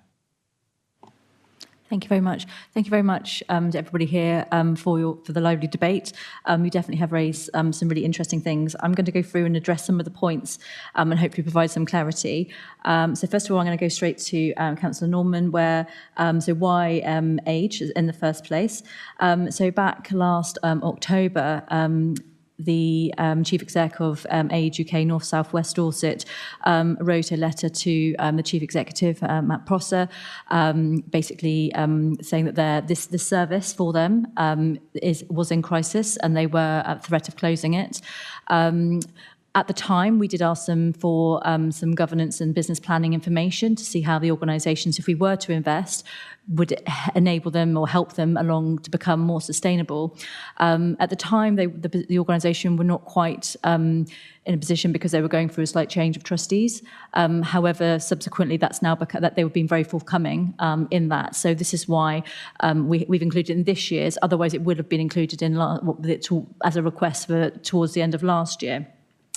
I can confirm that. And then also over the there's a short period in Q1 of this year where they did have to pause that service because they didn't have the finances to keep it going, and that had a direct negative impact on our residents, colleagues within Citizens Advice, because they took over the cases. The service is now back up and running, and the organisation, I've done some governance checks on it, are in a much better position to enable to be able to take funding to be able to go forward, because that's something we always look at with our voluntary sector organisations, whether they are funding ready and whether they'll be able to use our money effectively. I can also, just to go back, or part of Councillor Jones's, so within North Dorset, they would give us details on who they've supported within North Dorset. So the expectation is that they would cover the Dorset Council area. So that would be part of the requirements of any grant funding we get. Regarding the East, Councillor Gibson, you are correct. North South West Dorset, as an organisation, do not cover the East. So I think that is a gap I think we would definitely have to look at, because the East is covered by Age UK, Bournemouth, Poole and East Dorset. So I do think potentially we would need to look at how we can provide additional support within the East area. I think that's most of it. I very much welcome potentially to change the format of this funding, where we make the funding available, and we could maybe invite bids in for the different areas and different numbers. I think, but obviously that would be for Councillor Hope and Aidan Dunn to make that final decision. This is a set of proposals, so I'm pretty open to things changing. Thank you. I think people are all listening to what you're saying, but every time somebody speaks, more hands are going up. So we have to try to draw this together into some sort of consensus way forward. It seems to me that most people are suggesting that they're unhappy with a specific organisation being mentioned, and that it would be rather the general policy should apply across the whole area. Now, if you don't agree with that, can you put your hand up? Right, okay. Councillor Mercer then, yes. Could I defer to Councillor Jones on this. Unlike a lot of these requests, actually, I would regard this £50,000 as a quasi-investment, because it releases £2.2 million to people that are entitled to benefits. Given the expansion that you're talking about of the scheme to other organisations, and given that there is a £300,000 allowance at the end of the year, I wonder actually whether it's worthwhile extending that £50,000 to more money, because it will release more funds that may well relieve the need that's been identified across all the areas that we're looking at.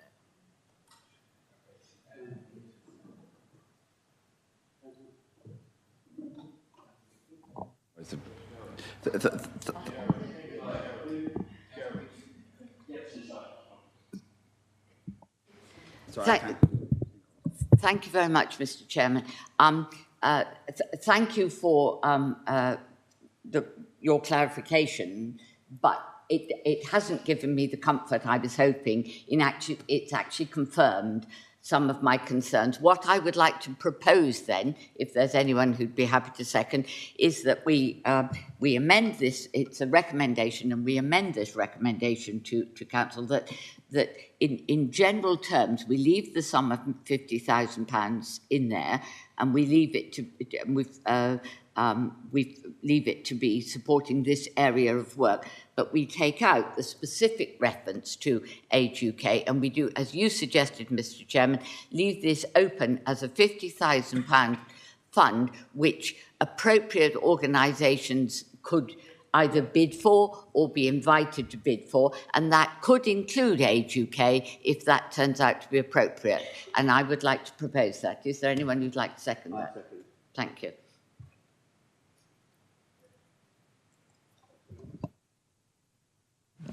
Right. I mean, the structure of this debate is not necessarily that we have a policy and have a vote on that matter.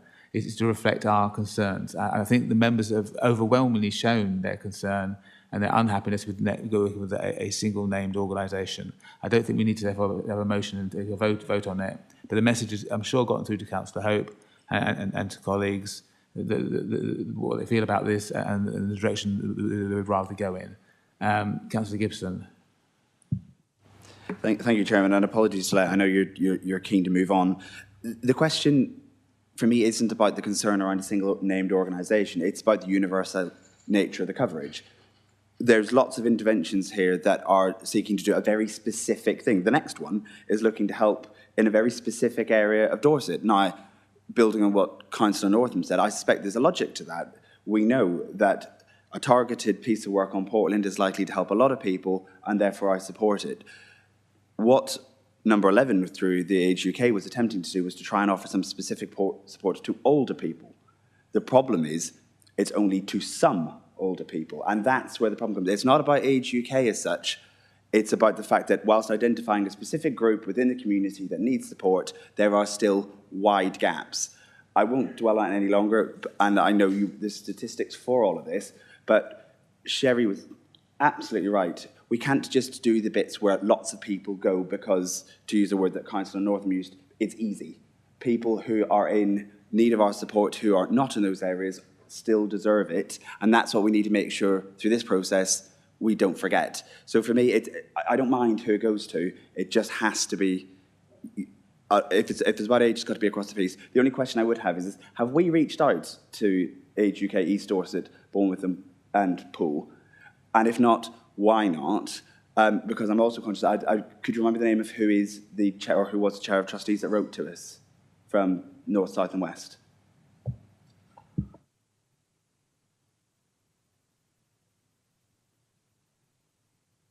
I want to finish off this part of the discussion before going on to any other point, okay? So if you wanted to add something.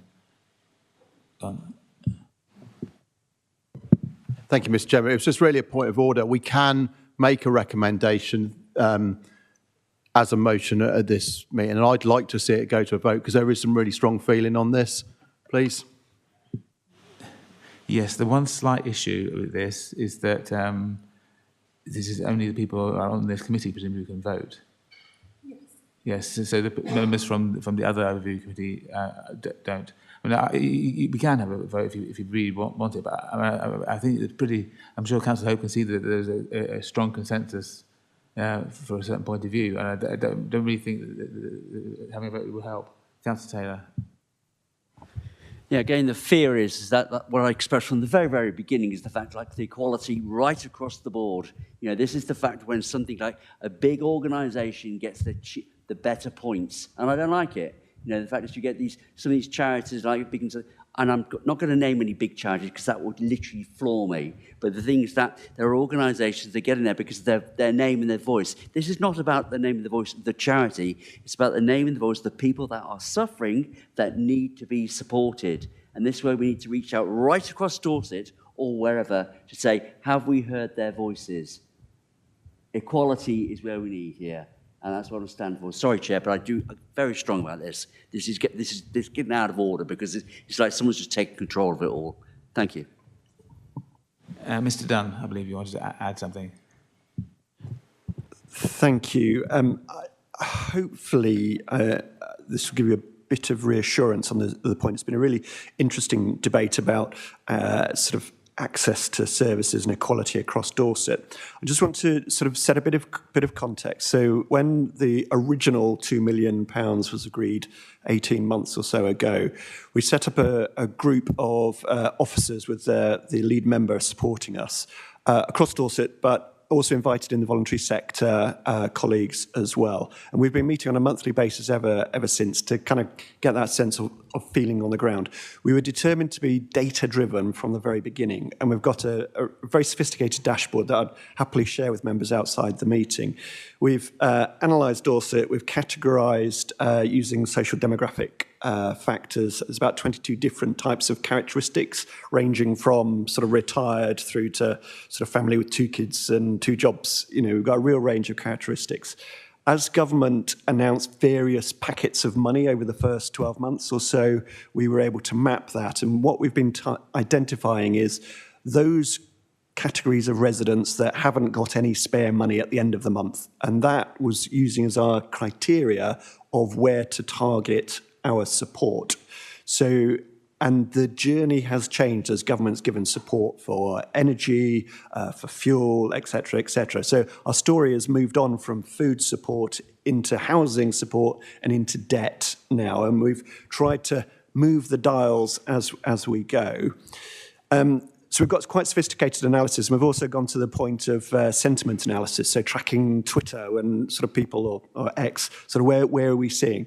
So all of this is mapped geographically, and we've mapped on top of that where are the food banks, where are the interventions going on. We have got the demand and supply. We can identify where there are sort of areas that aren't getting support, and we're working with our voluntary sector colleagues to move that into the right place. So we're proud of that piece of work. It's driving our decision making. I'll happily share this with you outside the meeting. I think the crucial thing for me is that degree of flexibility, because we've seen the cycle change. We don't know what the new government's going to bring. So I think what I'm looking for, so with a delegation from Cabinet to sort of spend the money, I'm kind of looking for enough flexibility that we can be responsive and adaptive, respond quickly to the needs, whilst being under the good governance of yourselves, of scrutiny, of audit, to make sure the money's spent wisely. So that's the balance I'm looking for. So if there is any recommendation, I'd really look for it to be framed in those terms. Thank you. And the next person indicated, next person who wanted to speak, Councillor Lacey Clark. Thank you, Chairman. This one confused me slightly. I was the appointed rep for Age UK North Dorset when it was a thing, and it was my understanding that they ceased to operate and exist, and they weren't operating in the north anymore. So I just want some clarification that they are actually operating in the north. Secondly, if Aidan Dunn would like flexibility, then surely the proposal that has been put forward and seconded, so I think it should go to a vote, does that, because that allows it to be spread over the whole purpose to any organisation that covers this service, as opposed to a specifically named service. So I would really be in support of taking that vote forward, and think it should be. Right, thank you very much. Councillor Jesperson, do you still wish to move a motion? There seems to be There seems to be a feeling in the room that we should have a vote on this. We are a committee, we should be able to vote if we... So I have put a proposal that the sum of money remains in this programme of work for allocation to older people, but that the reference to Age UK is taken out, and we make this sum of money, we give it back to officers to make it available for appropriate organisations to bid for or be invited to bid for, rather than specifically allocating it to Age UK. I think that's probably a way forward. That's my proposal, and I think it's been seconded by David. Yeah. Thank you. Yeah, all I wanted to say was, yes, there was a proposal, as you've just put out, which was seconded. Therefore, you can take a vote on that. But just to be clear, on a procedural point of view, that this is a meeting of the Place and Resources Overview Committee. So the technicality for the voting is that it's members of the Place and Resources Overview Committee that are voting, although the comments from all members present will obviously be reflected in the minutes of the meeting. Thank you. Who was the seconder, sorry? Was this Councillor Taylor? Okay. In which case, then I see all those in favour of the motion moved by Secretary Jesperson. And is there anyone against? Just the one. Okay. Well, that's a very clear statement of our position, I think. Simon Gibson, Councillor Gibson, you were going on to a different question, weren't you? No? You're happy with that? Okay. Anything else on this item then? No? In which case, we'll move on to item 12. Thank you very much. Okay, so the next one is for a specific organisation called Island Community Action that operate on the Isle of Portland. This is to support their Helping Hands support programme, which supports just over 1,000 older and isolated and disabled people on Portland with a series of cost of living support programmes and interventions, so not specifically information, advice and guidance like Age do. The programmes can include befriending, advice and benefits, lunch clubs, shopping and pharmacy collection, community transport to medical appointments, and other mental and physical health support. I did also note within the paper that they are also at significant risk of not being able to deliver this service going forward because of the cost to the service. And the demand is potentially it's higher than it is in other areas because of the very specific geographical and demographics that they have there. As Councillor Northern mentioned earlier, significant numbers of people within the multiple indexes of deprivation. I do appreciate this is the only project that I'm proposing that is geographically specific. But specifically because of the nature of Portland.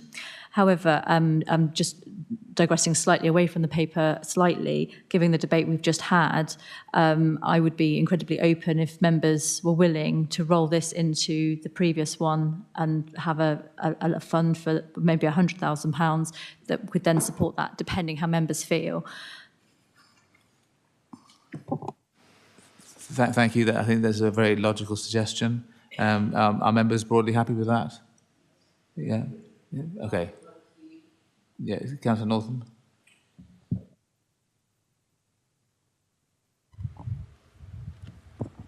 As I understand the process was that Dorset Council elicited ideas from community groups.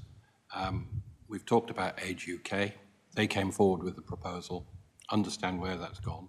Similarly, the Island Community Action Group came forward with a specific request. There is a specific need. You're going to put constraints on them that you determine that you get value for, not value for money, wrong phrase, that they are effective in how they spend the money.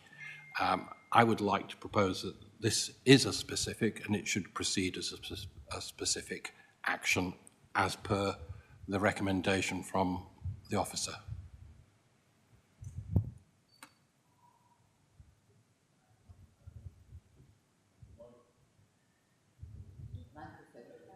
Sorry. Just want to check that you're moving that as a motion. Sorry, that's me. I wasn't sure whether the officer asked for opinions. I'm expressing an opinion that I don't think it should be separated, that it should remain separate because it came forward for a specific purpose. So I don't think I have to make a proposal because it's already on the agenda. Thank you. That is a fair point. Other members, of course, are free to have other opinions. But does anybody else want to contribute to this? Councillor Jones.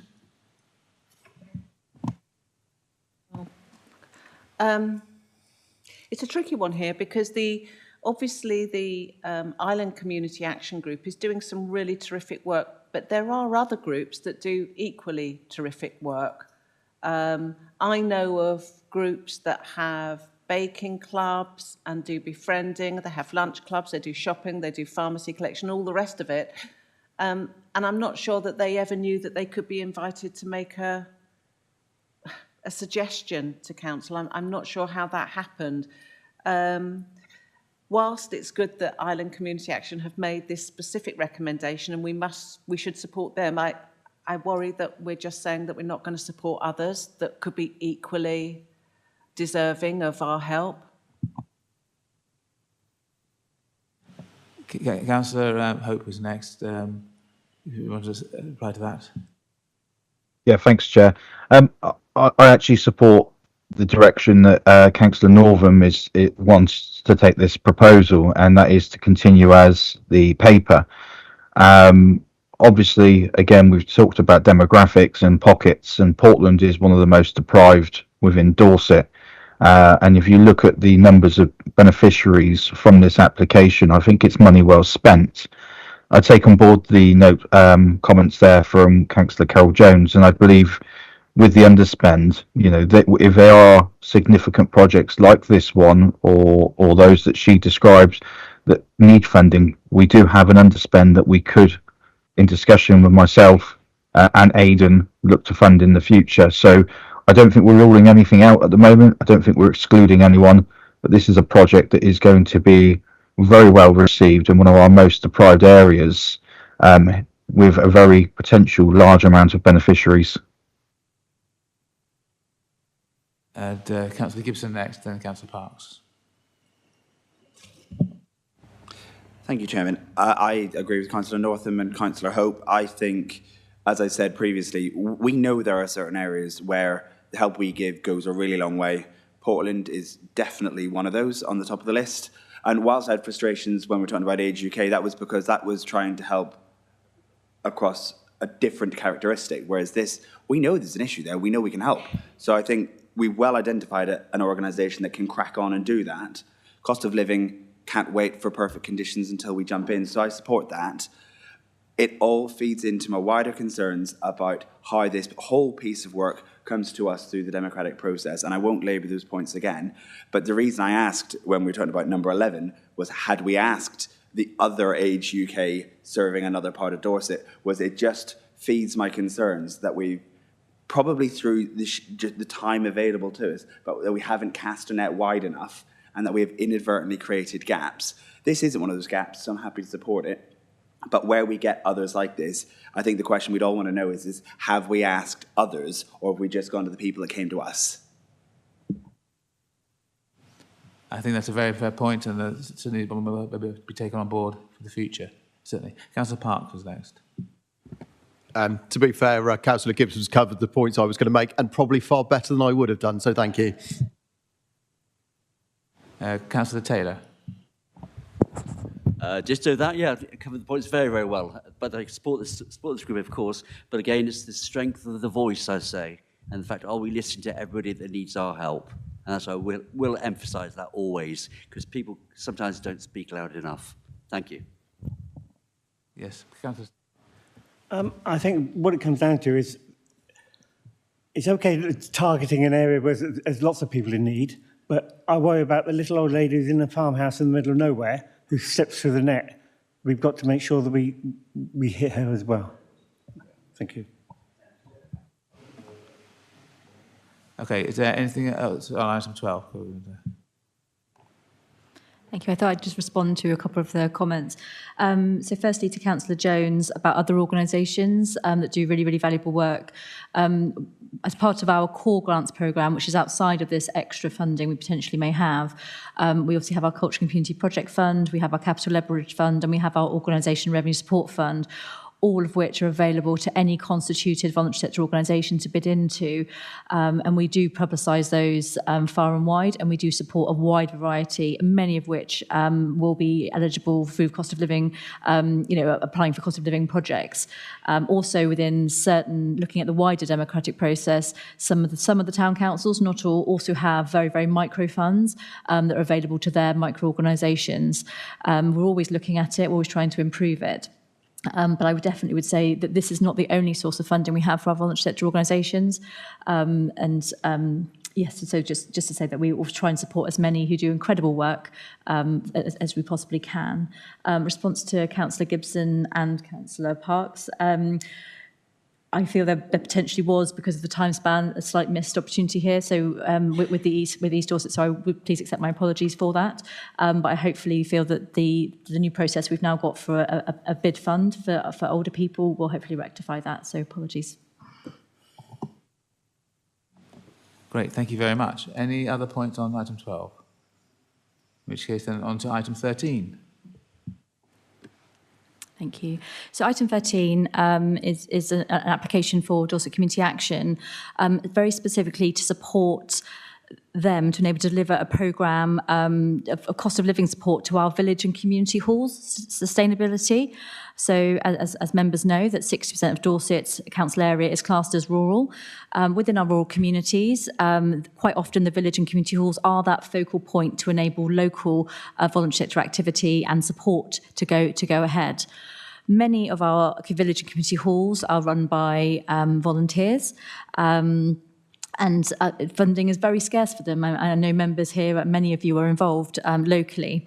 Dorset Community Action are the Dorset representative on the Dorset Action with communities in rural England, which is an organisation attached to DEFRA. They get a small amount of funding, and I will say a very small amount of funding from DEFRA to be able to support our village halls and with sustainability, maintenance, funding advice, etc.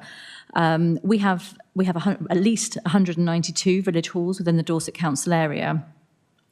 So Dorset Community Action did a very wide survey last year with the village halls, really to try and identify what are their areas of needs.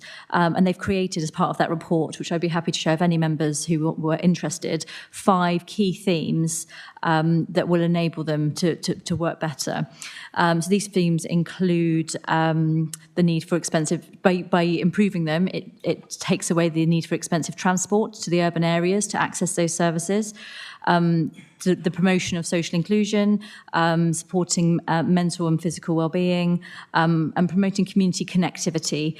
And all of these themes link directly into supporting our rural communities with the cost of living agenda. So the funding that we're asking for, which is £30,000, will support Dorset Community Action to run a programme that will offer a series of additional advocacy, casework and workshop support to the committees of these village halls to enable them to become more sustainable, so either via funding, on governance for them, volunteer advice and general good practice, and linking with other community partners as well.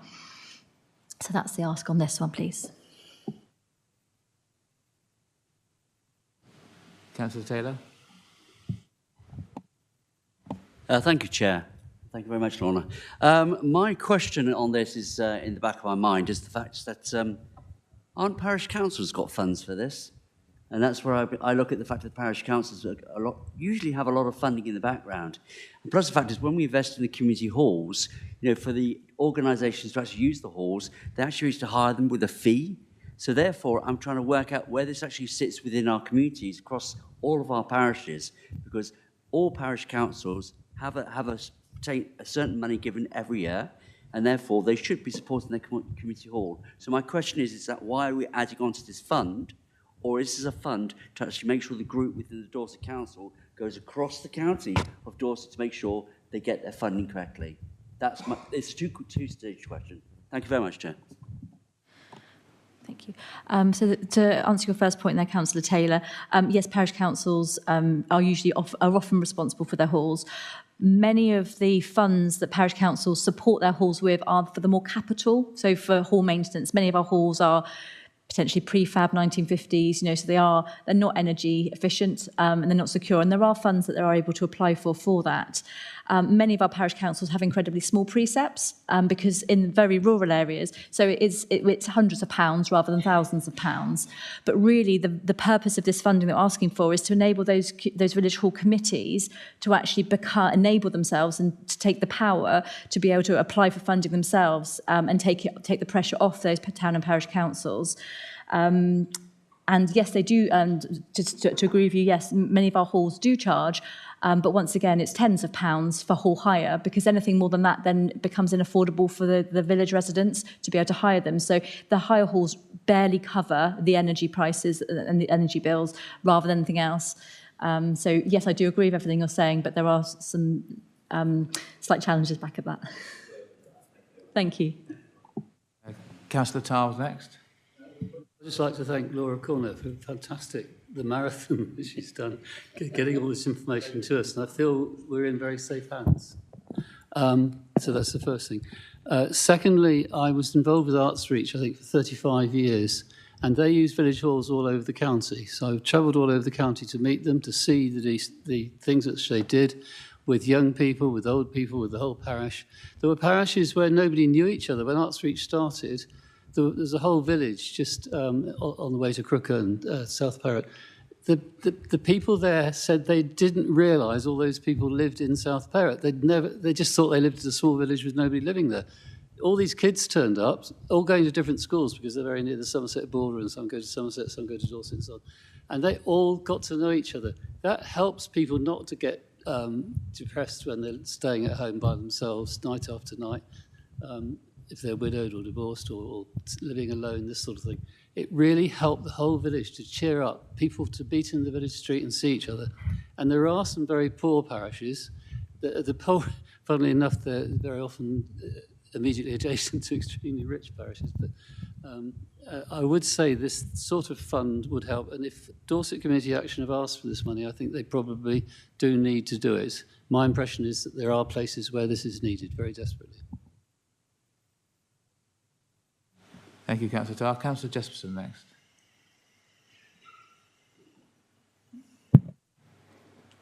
Thank you, Mr. Chairman.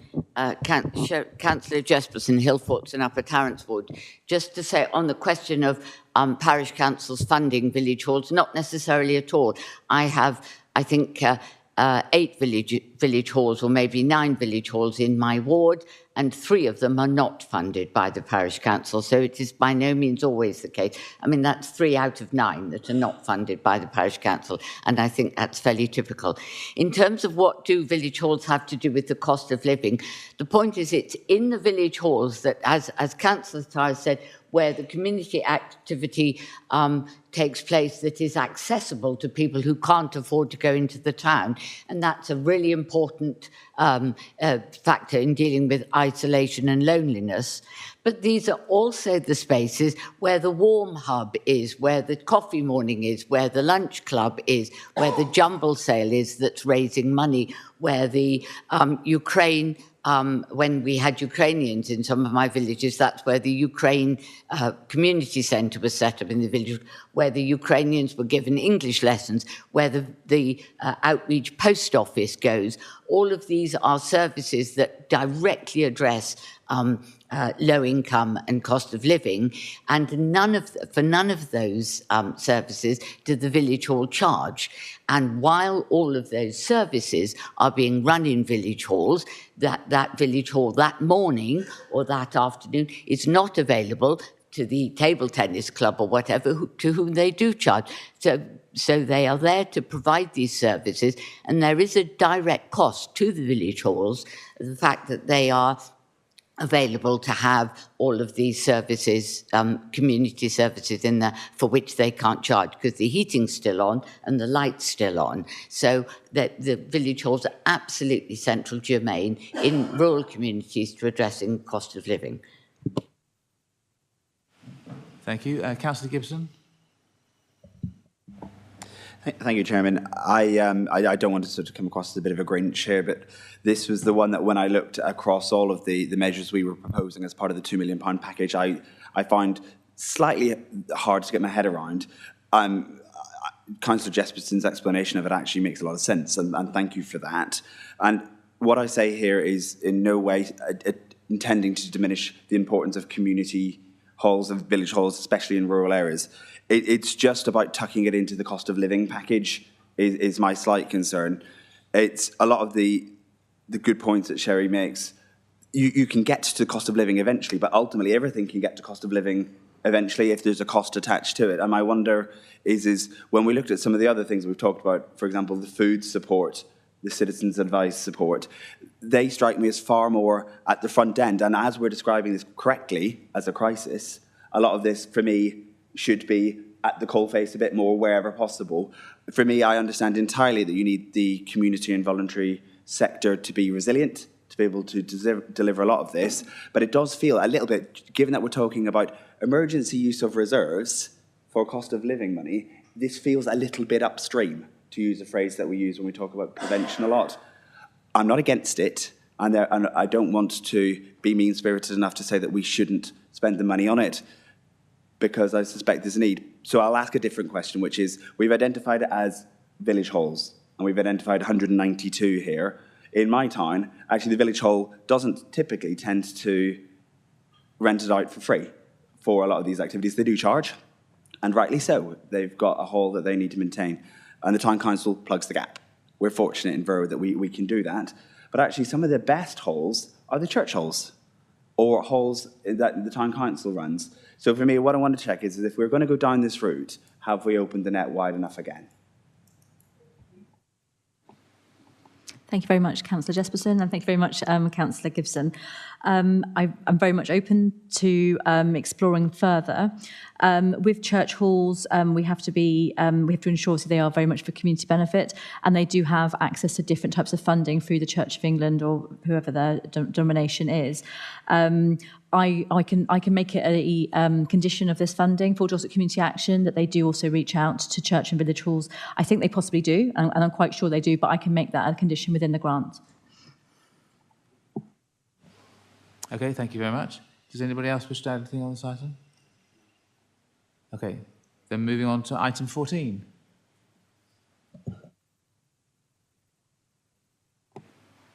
Thank you. So item 14 is about community transport. So as I've described here, the core budget within the community transport at Dorset Council is well below the national council average, and is predominantly used to assist very, very small start-up grants.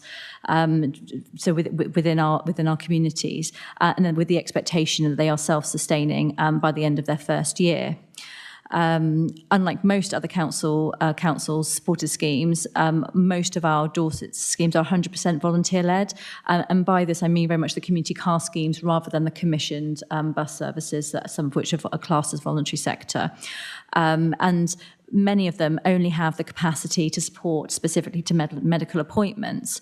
So since obviously COVID, obviously almost all of them had to stop during the COVID period, mainly because most of the drivers fell within that category where they had to self-isolate for that period. Unfortunately, since COVID,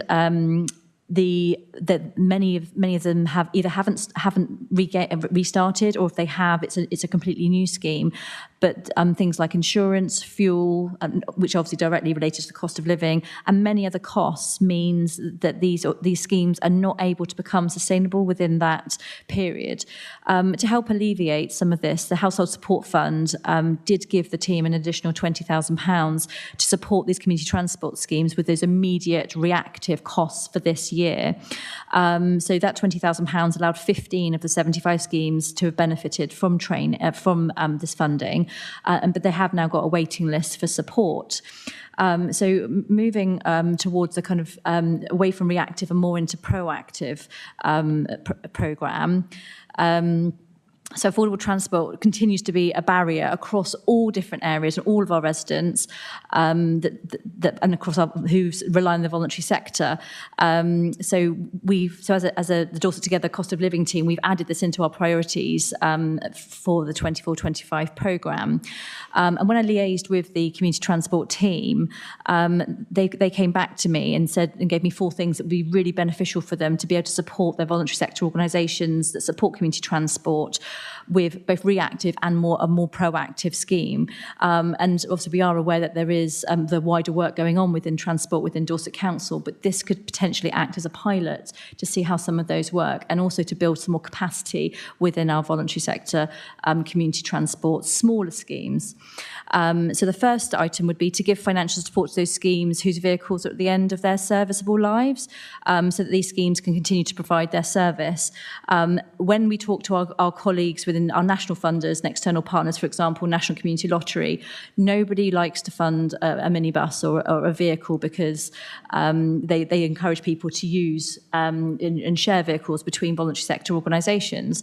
However, there does come a point when the vehicles our voluntary sector organisations and community transport partners are using they're no longer serviceable, so then the schemes, they can't afford to buy a new vehicle, so then the scheme then closes down. And we've had a couple of examples of that happen very recently within the Dorset Council area. Also, the second item here is to increase the contribution of the Household Support Fund to support some more of the 60 schemes with core expenditure costs for this year. That's the kind of reactive version. And then third would be financial support for journey planning software to increase the efficiency and reduce the admin time on those volunteer scheme coordinators. These schemes are obviously very, very admin heavy. They've got a lot to deal with. We have got a package we're able to support them with, but there is a cost to the licenses and things within our transport team. And then the fourth thing as well is the ability to support communities to set up new car schemes within areas where transport is very limited. And this is obviously very much based on the mapping data we have available. And then the potential beneficiaries here are 1,000 plus. Sorry. And the fund that I've proposed for this would be £100,000. But once again, this can be flexed accordingly. So once again, similar to the village halls, it may not be 100% direct cost of living, but the impact does really support our residents who are either don't have access to transport or transport is inaffordable for them to enable to get to key things like medical appointments, and also for our younger people who live in villages to get them either into further education and to work as well. Because many of our community car schemes, because of their capacity, they're only able to support those most vulnerable going to hospital appointments. So it's really to try and really support this really, really important area of Dorset Council to grow a little bit and become a bit more sustainable. Thank you. Great, thank you. I just had a question that I'd like to ask as well, actually, is could we make it a condition that new vehicles have to be electric? Is that the sort of thing that we could do? No? All right. So can I? Sorry, I should have clarified. By new vehicles, I meant second-hand vehicles. I think for most of our schemes, a new vehicle, particularly electric vehicle, would definitely be out of their funding scope. Thank you for clarifying that. Councillor Tarr. It's you.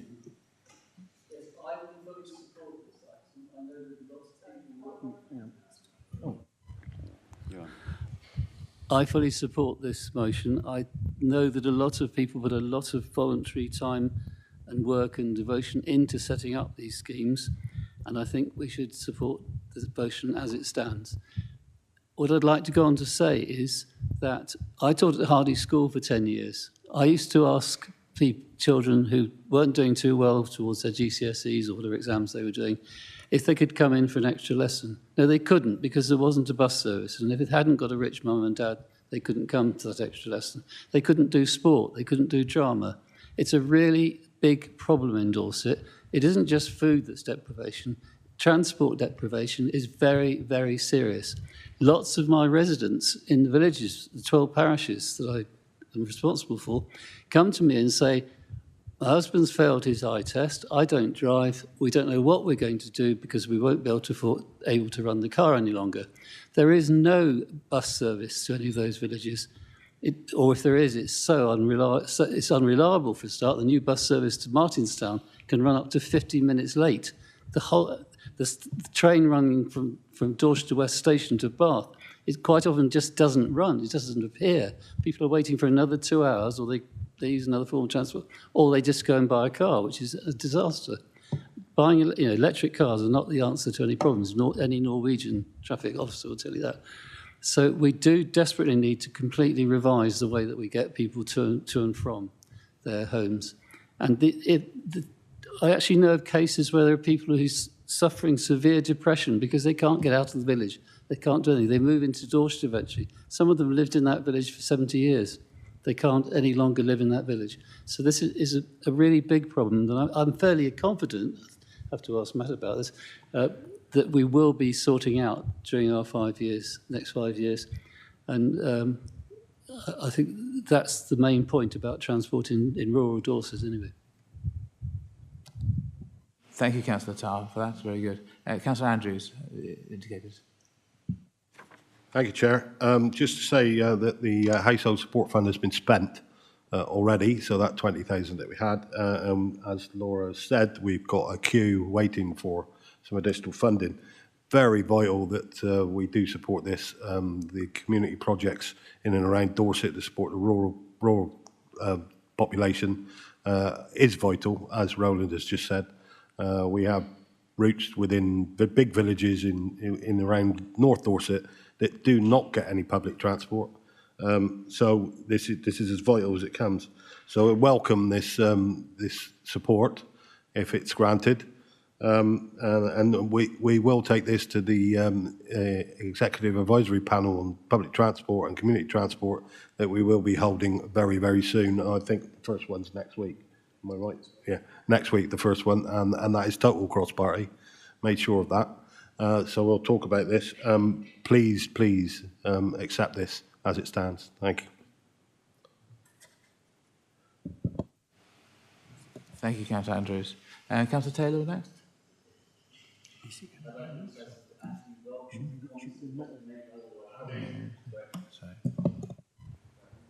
I'd like to welcome all the comments that our colleagues have just said here about supporting this grant. It's not enough, we know that. But the thing is that I'd like to make sure that across the County of Dorset, with the new transport plan we're hoping to bring in, it actually incorporates this to make sure that we do tap into all of our residents, getting vital transport across the county and to our county towns and villages. And I just welcome the support that's completely 100%. Thank you. Thank you, Councillor Taylor. Is there anybody else who wants to express their support?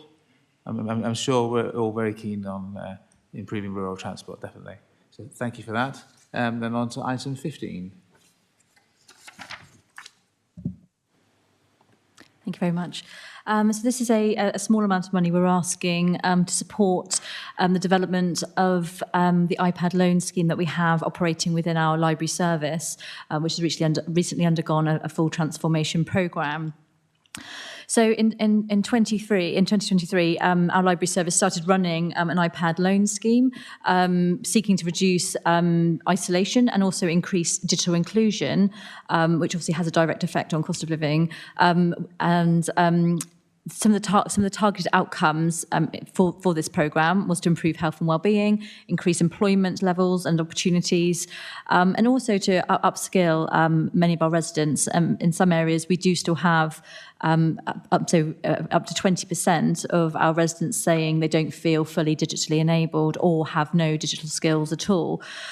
So the programme comes with one-to-one tuition from our Dorset Council volunteer digital champions, which they will explain how to use the technology and any other websites, etc., in a jargon-free way for them.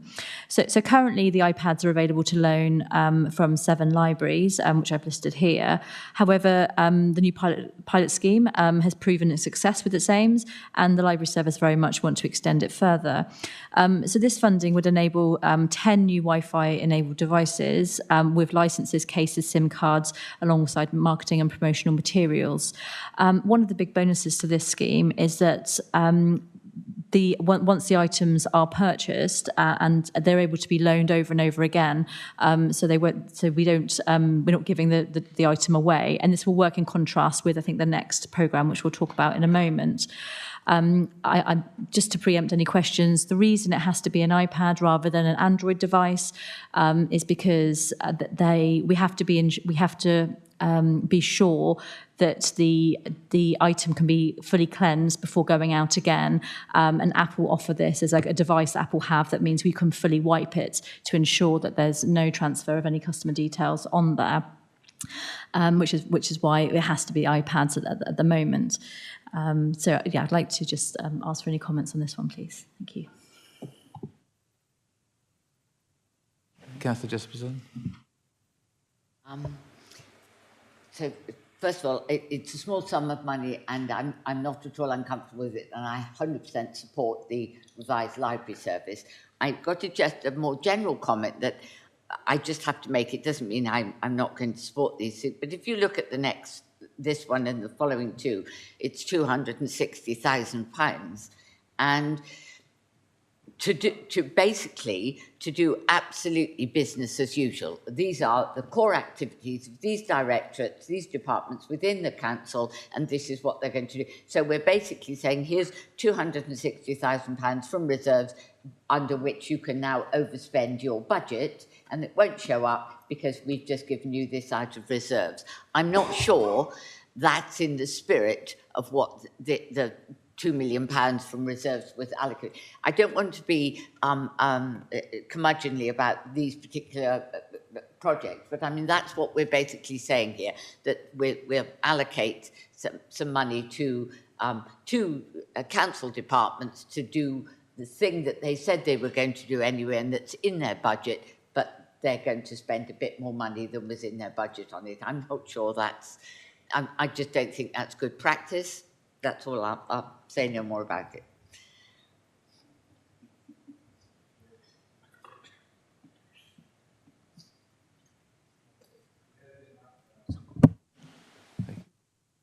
Thank you. Does anybody else wish to say anything on this? No? I think maybe in general the next three items, the one that does seem to make most sense to me would be the iPads. And I can see that there's a more direct link that could help improve people's life standards and ability to get online and learn how to use computers. Very valuable thing. So I have no problem supporting that. Anything else on item 15? In which case we'll go on to... sorry, go on, Councillor Jones. So I hadn't really thought of it in that way, but Councillor Jesperson is absolutely right. And I'm not quite sure where it would go or how it should be looked at. Have the Children's Services Department, have they asked for extra money, or are they saying that they cannot do certain things without this? I'm understanding the point, and I would just raise the same questions as Councillor Jesperson.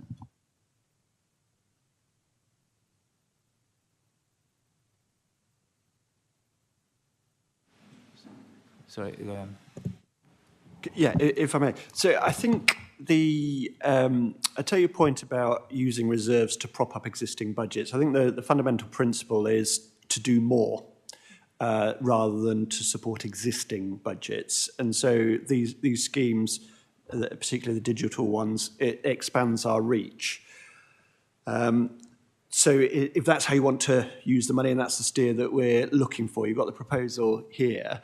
I think if we don't do it, we've got kind of baseline funding and we can only do what we can only do within that funding. We constantly look to do as much as we can within it, but this just amplifies. So it is, so technically it's a legitimate use of reserves. I think the question for the committee is whether this is the sort of thing fundamentally you want to do. If you don't, then I imagine it might sort of fall into the flexible pot at the end, would be where the conversation could take us. Okay. Okay, thank you for clarifying that. But let's stick to going through the items one by one. Let's specifically talk about item 15 first, and then if you object to some of the other ones later on, we'll go to those. But does anyone want to say anything particularly about item 15? No? I think item 15 we're happy with then. So then item 16. You want to explain into that one, please? Thank you very much.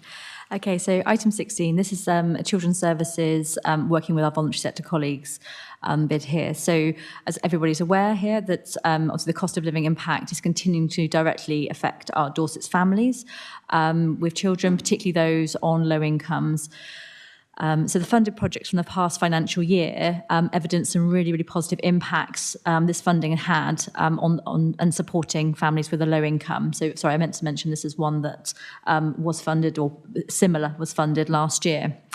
So Children's Services have asked for 4 projects totalling at £100,000. So the first one is to support their Readiness for School programme for both September's 24 and 25 with £20,000. So this is a proactive programme to support young children, so those currently aged 3 and 4, who are evidencing delays with language, social and emotional development. And this has been proven that these children will have a longer term impact in their attainment at school. So this will support our families to work with parents and support those children to longer hours within the childcare settings, which will develop those skills. This will also support the sustainability of some of our voluntary sector childcare settings. The second one is to support our local alliance groups that we have within Children's Services. And they want to distribute this funding directly within their locality to voluntary community sector organisations who are directly supporting low-income and vulnerable families with the cost of living challenge, including those potentially who are classed as childcare settings. The third one is the cost of living for school readiness programmes. This is a small amount of money of £18,000. This removes the pressure for those families who are working with our referral units and also our, referral organisations, and our locality teams who don't have the funds to buy essential items that children need, either for starting school or for going back to school in September. Items including book bags, uniforms, and obviously very essentially shoes. We are aware that obviously some schools do offer a certain amount of this, but quite often it is one jumper. And as far as we're aware, no schools are able to support with shoes. And of course, this funding can also be used for those families who are not eligible for those things, those items through schools. And this funding will be distributed through our locality family help teams who already work with those families, and also any of our voluntary sector organisations as well. And then the last item, which the ask is for £20,000, is to increase the food offer for the Holiday Activities and Food Programme, or HAF as it's known, which is another government-funded programme that supports children's activities during the holidays. Unfortunately, many of our small voluntary sector organisations are unable to take part in this because the funding we're able to offer for food doesn't cover the costs that they need. So Children's Services have identified that as an issue. So really want to boost that programme by being able to offer some of those organisations additional funding to provide lunch, because that's a condition of the funding from government, is that any organisation offering holiday activities programme for this have to provide a decent meal for them in the middle of the day. And it is a barrier to some of our voluntary sector organisations to support them. So the total we're asking for is £100,000, and the beneficiaries very reservedly is 200. But I think if you include the holiday activities programme, we know that several thousand of our children do attend that over the summer and other periods. So it could be a lot more. Thank you. Great, thank you very much for that. Very, very detailed description. Councillor Taylor, I think you have the first. I'd like to welcome this with absolute open arms. It's a commendable operation and well thought out. It's got to nearly all the quarters and sectors where people and adults are suffering as well in the communities. I just want to make sure that is it enough? You know, because the fact is how many children are we looking after these days, and who are we dealing with now? Because we haven't got the numbers, and I know they're blown more and more up. Because the fact the economy and everything else, it's a very difficult time to live in Dorset County because it's very expensive to live here. So I would like to know, is this enough? And the fact is that's congratulations on all the work you've done and identifying where our needs are. Thank you. So in the last financial year, this was broken down into two separate projects, and each project had £100,000. We're asking to support a wider range of projects this time, and Children's Services were very open with me that with the locality offer, they do have other budgets and other funding they're able to pull on. Having said that, I know they would definitely be able to spend a lot more. Obviously, one of our concerns within Children's Services is around the longer-term sustainability of our voluntary sector, preschools and playgroups, etc., because obviously they as costs increase and they're not able to increase the cost of for the children, and of course as governments increase the hours that children are attending, though the finance formula doesn't always match. So I'm sure that they would definitely be able to spend more money, as would any of these programmes, if it were offered. But this is one we have reduced by 50% compared to last year. Therefore, I'd like to look at it as a policy and as a council. I'd like to know whether the fact we should be looking at is to actually increase the budget, not set it at £100,000, because I think that we're actually being quite, well, not mean, but being cautious, too cautious financially. So therefore, I would like to, if I can do that, open it as an appropriate proposal to say, can we actually increase the budget? Because I don't think we're offering enough. 200.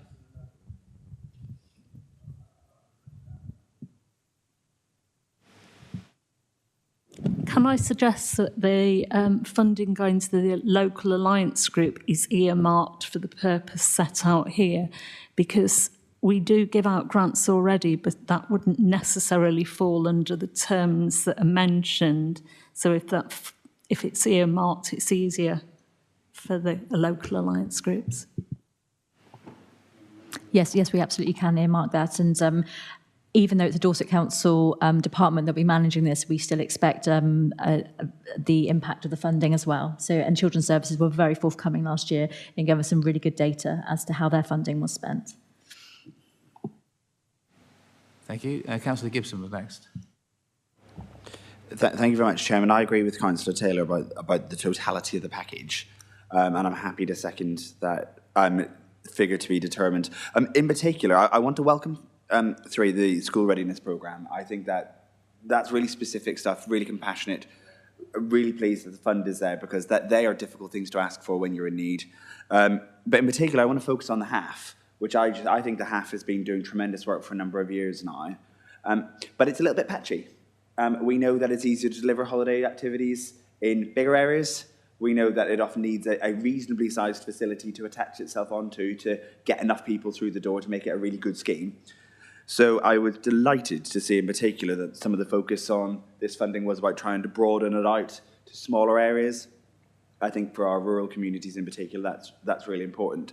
So whilst agreeing completely with Councillor Taylor's suggestion that perhaps actually on this occasion this isn't quite enough, accepting that there is other resource pools that you can call from, in particular I'd really like us to focus any increased funding on the HAF, because I think that's where you see some real bang for the buck. And if I go back to my old days when I had the economic development portfolio, we know what a barrier that is when people in the school holidays have to decide what to do with the kids. This is a lifeline, and it comes at a really good time of the year. So for me, given that, Chairman, I suspect you want specifics, could we allocate another £50,000 to the HAF, please? And I'd be quite happy to.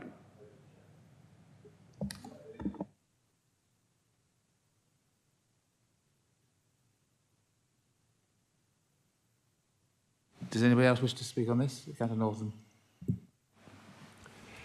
Thank you. I'd go back to what Councillor Mercer mentioned, which is the 293,000 that is yet to be allocated. I think this work in the Children's Services is very highly commendable, but I think there is 293k to be considered downstream. I worry about winter. I think summer is comparatively easy. I wouldn't want to be spending money now and not have that opportunity downstream. So I think I would recommend sticking with the 100k that's in here, with the items that have been identified, that have been specifically asked for, and we can come back to this as we review the programme as it runs forward. That would be my, if you like, speaking against the proposal that was motioned. I think that's the right phrase now. Thank you. Thank you. I just wanted to clarify for the committee that obviously the HAF programme is a former National Conservative government, and we've had confirmation that it will run till the 31st of December 2024. So obviously it'll be up to the new Labour government to decide what they're going to do going forward. So I would, we just need to consider that it doesn't run for this full financial year currently.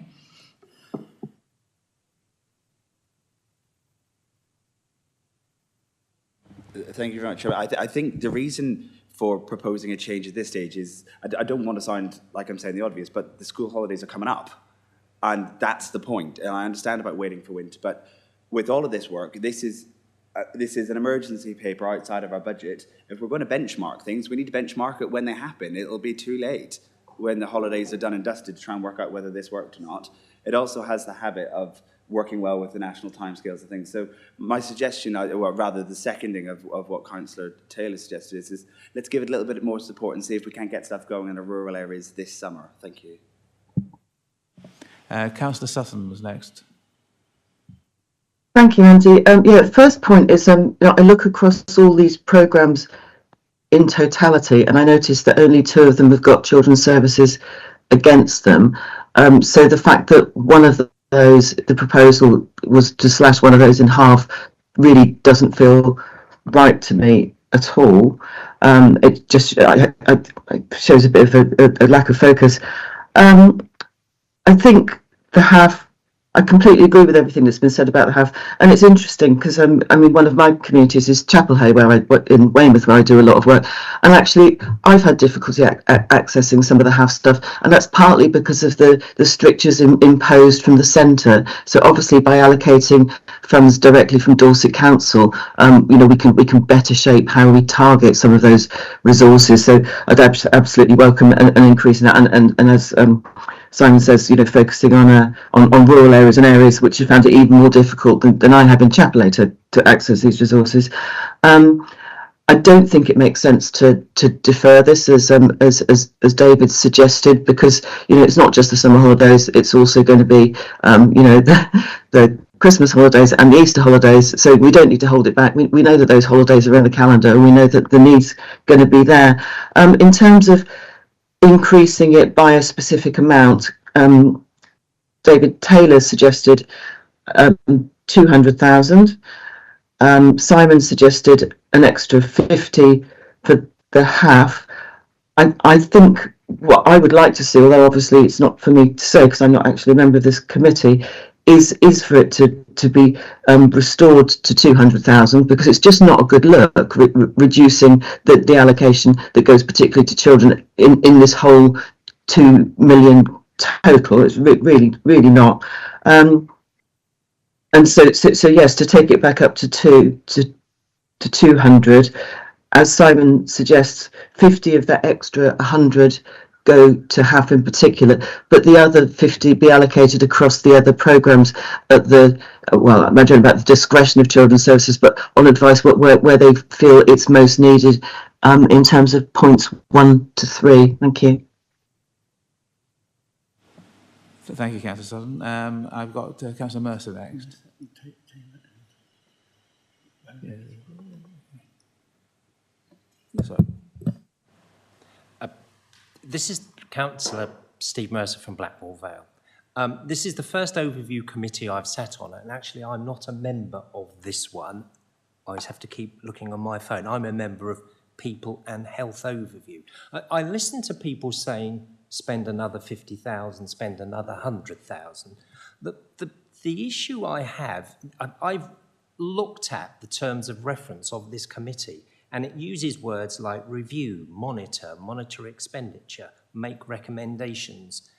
And forgive me, I personally feel like I'm in a vacuum, because I haven't got anything, I haven't been given any tools that I can monitor expenditure about.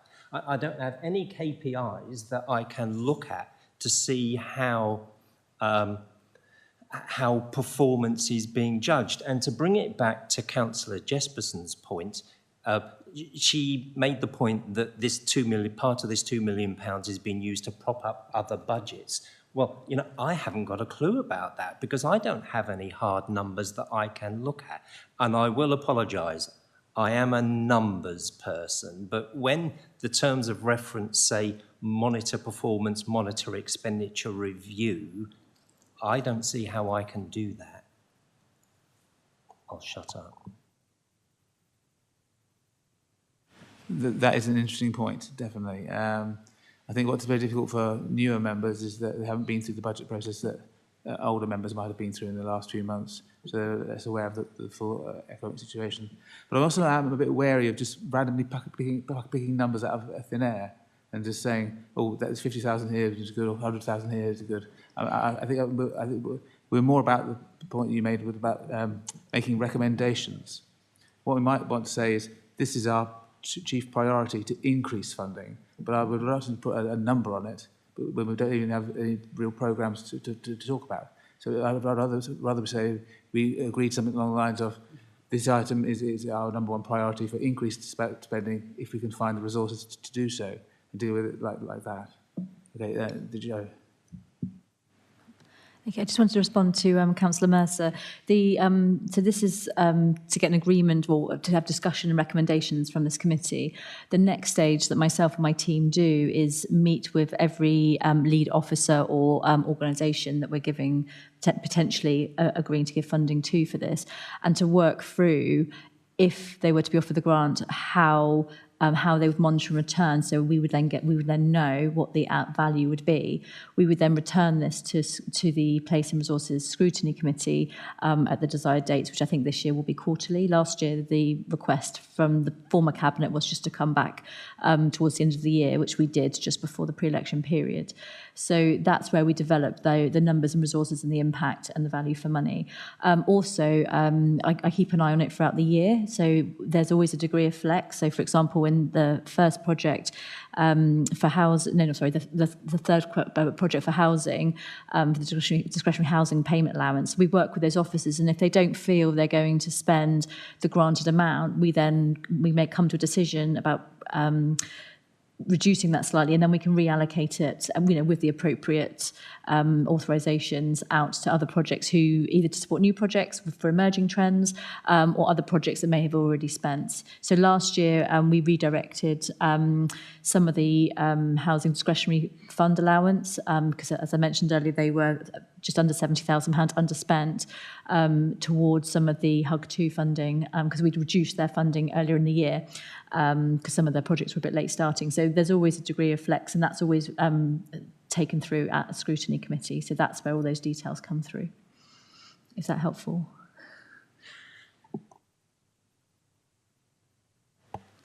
Except that the terms of reference say that has to be done here as well.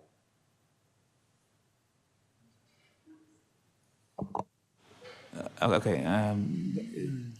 Right, okay. I'm working my way through a list here. Councillor Hope is actually the next person on the list to speak. Yeah, thanks very much, Chair. I've been listening to this one, and I think it's quite admirable that the committee wants more funding to go to this project supporting our children and young people. I think particularly on the HAF project, I think the suggested amount that's came through here is based on the fact that the project at the moment only has government funding till December. So if we were to allocate, or the committee suggests further allocation and to increase that, we could potentially be tying ourselves up slightly that if the HAF project completely collapses under the Labour government, then we've got money earmarked for a project that isn't going to run.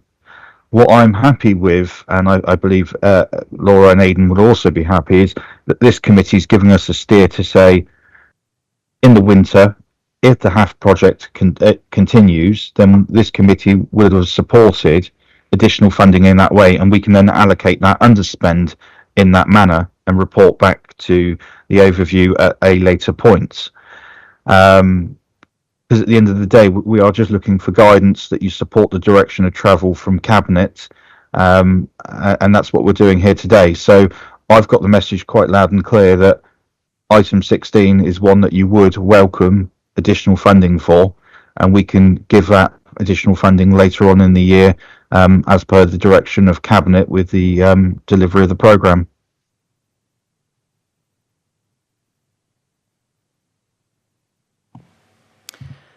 Thank you. Councillor Hope just said that if the Labour government stops that programme, we should automatically stop. I don't actually hold with that. I think that it's a programme we could run as Dorset Council for our children of Dorset. I don't see why it would have to stop if we can find a way of keeping it going, perhaps. In terms of, HAF doesn't just run in the summer holidays, it runs during, all school holidays, really.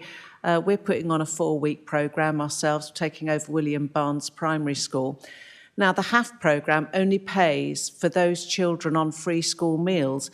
But, for example, we've got a family with 3 children, 2 of which haven't quite started school, and only one is on free school meals. Now, she can't afford to pay for the other 2 children to come. So there are organisations that are having to fundraise and go to other bodies to say, could you help us put on a summer programme for those children where their parents can't afford and they're not actually on free school meals either, because they've either just pipped that amount or they're not at school yet. So I would welcome a commitment that no matter what happens, we manage to find a way of continuing this programme, come what may, with the Labour government. Okay. Chair, if I can just... Sorry. Chair, are you happy to just come back on one point of clarity there? Because I just want to say that I'm not saying that this council wouldn't look to deliver a HAF programme should the central government funding stop, but it's important to realise that point 4 of this recommendation is to increase the food offer. Now, if HAF does stop, then we may need to use additional from the underspend to put a full HAF offer on. So I just want that reassurance. I'm not saying that we wouldn't fund a further HAF if government didn't. I'm just saying at the moment, the allocation is for the additional food. If HAF stops, then we need to look at a programme with that underspend to continue it. And as I was saying, I think broadly speaking, I don't think it's our job to really allocate exact sums of money, which the projects are very thin, to put it mildly. So what we need to do is say we have a commitment to wanting to put extra resources into children's services, and then hopefully we'll be able to do that later on in the year. Ms. Wilson.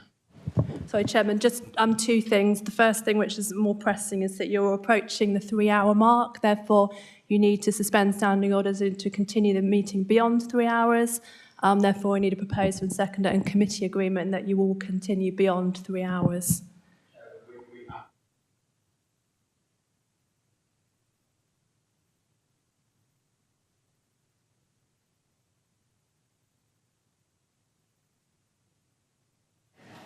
Thank you very much. Is all those in favour of suspending standing orders?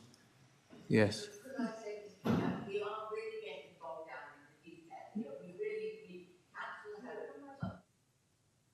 Councillor Hope, some 5 minutes ago, indicated a very good understanding of the mood of this committee. He summed it up excellently, and I think we know where we are, that we support this that's in the paper, and that the committee message is that this is a priority for us, and there's more money available, this is where it should go.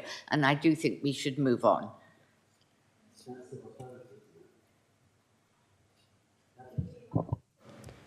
Sorry, can I just come back? Given the conversation, I wanted to come back to the proposer and seconder because I wasn't clear on whether the proposer and seconder were actually proposing and seconding the same thing. Councillor Jessopin has said that there was a general comment here about the way forward for this. So I want to ask the proposer and seconder if they accept that general wording as opposed to putting specific figures on it, in which case you would withdraw any previous proposer and seconder about the specific figures. But I need you to, because there is a proposer and seconder, but I'm not clear if it was about the same thing. As proposed, as I said, is the figure is 200,000. That's what I'm looking at. And the fact is that I'm welcoming a seconder. If I can come in. No? That drops then. That drops then. Can we go for 150,000 then? Yeah. Sorry.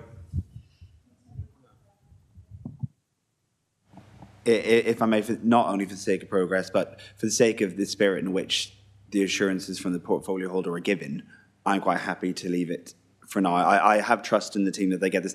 David, I completely understand your temptation, and I'm with you on that. I think for the sake of some progress, let's leave it in the hands of those that promised to take on board our comments. Thank you very much. I think we have actually done that now. So moving on to item 17. Nearly there. So you'll be glad to hear this is the last item from me. Thank you. So this is to support the Digital Doorway project. So as I've already made aware that in Dorset, 11% of residents are completely offline and 20% lack the essential skills to get online or are partially online. The Digital Doorway project has so far supported 600 applications with the remanufacturing of used devices, along with 200 dongles, etc. Many recipients have been supported through the Dorset Council Digital Champions programme to improve their online skills. And this supports with a cost of living programme by enabling these vulnerable residents to access employment, online shopping, and access to mental and physical health support. This programme has also evidenced some really detailed climate and emergency savings as well, and most specifically 38 million litres of water, which is by reusing the older devices. So this funding will enable the project to continue and have the flexibility to source devices for the individual needs. So just to extend on that a little bit, up until now, the officers that run this programme have received funding from various charities that all have very specific requirements of them. So this will enable them to run the scheme to the Dorset residents' most needs, so because they are now aware of what those specific needs are. So the ask here is £150,000. Thank you. Any comments? Councillor Northam.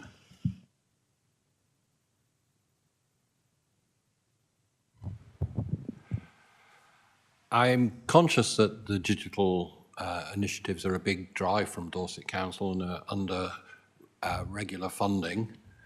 I'm surprised that this is a big ask of 150k, and I don't really feel that. I'd like to see more figures around what benefit has accrued, because I find it somewhat tenuous, the benefit that's actually accrued. And I think only with that sort of information would 150k really be a suitable sum to allocate. At some point, we'll get to a saturation level, and it's always an area which changes in terms of technology, so it's really difficult to keep up to date. So I just really would like more information about the whole digital programme and how this relates to that. So I'm reluctant with this item. Thank you. I think it would be better going into the pot for redistribution later, particularly some of the things that have been said during the meeting. Thank you. Thank you very much, Councillor Northam. I can confirm that approximately £80,000 of the 150 is for the ongoing staff costs. Once again, this is another team within Dorset Council who are on fixed-term contracts and unable to enable them to deliver the programme. Unlike most of the other projects here, this one does have quite a significant staff cost attached to it. I can provide a full financial breakdown because the team have been very forthcoming with the impacts and the kind of costings that they need to keep going for a year. Obviously, I've tried to summarise that in a small box, but I can give a lot more detail on that, potentially not now, maybe outside of the meeting. Could I query whether you said 18,000 or 80,000? 80. Right. Sorry, just Councillor Hope, I believe you want to say something? Yeah, thank you very much, Chair. Officers won't be surprised by this because they know my views. We've discussed this previously, but this was one of the projects really I had some uncertainty about bringing forward. But I know that some officers feel quite strongly about this, and as stated, it was mentioned at Cabinet by Councillor Richard Biggs. Which is why I agreed really for this to come forward to this stage to get a steer from the overview committee. I personally do feel that this one here may not be fully tied into cost of living, and I think it has got a proportion of high cost to staffing costs. So I would really welcome views from the overview committee on this one, because it was one I don't think I was prepared to fully support, but brought forward with the mindset of getting further opinions and further views from across the chamber. Thank you, Councillor Hope. Councillor Lacey-Clark, you also want to say something? Thank you, Chairman. I want to come back to a point that was raised, I believe, by Councillor Gibson earlier. This is 100% business as usual, and something we're doing anyway and should have already been included in our budget for the year. This doesn't strike me as part of an emergency draw from our reserves to support the cost of living crisis. So I'm not entirely sure why this one's made it here in the first place. After hearing Councillor Hope, I think he probably shares my same concerns on this one. I don't think this is an appropriate use of this particular fund. Councillor Jesperson. I think this does absolutely go back to illustrate the point I made a little earlier about this is drawing on reserves to prop up a part of a directorate to do business as usual. And if this 2 million had not been made available, then there would be no question of them having this extra 100,000. It's a lot of money, and I'm finding the connection with cost of living to be very tenuous. I would like to propose that we send a recommendation back to Cabinet, just to cut to the chase, to say we're not comfortable with this, we don't feel that the case has been made, and we would prefer to see this money put back in the pot to be used for all the things higher up the list that we have said yes to, and leave it with Cabinet to, if Cabinet believe it should be in there, they can keep it in there, but that this committee's view is that it probably shouldn't, and we'd like to see that money used for the things we have already agreed. That's my proposal. No. Thank you very much, Councillor Jesperson. Just to clarify that I very much value your thoughts on this, and there is a reason we left this one to the last one. But what I'd just like to confirm that the delegation of authority from a cabinet will be for Councillor Hope and Aidan Dunn as the Section 151 will make the overall decision. So there's not an intention that this paper these proposals go back to cabinet as they are. But so I just wanted to clarify that. Thank you.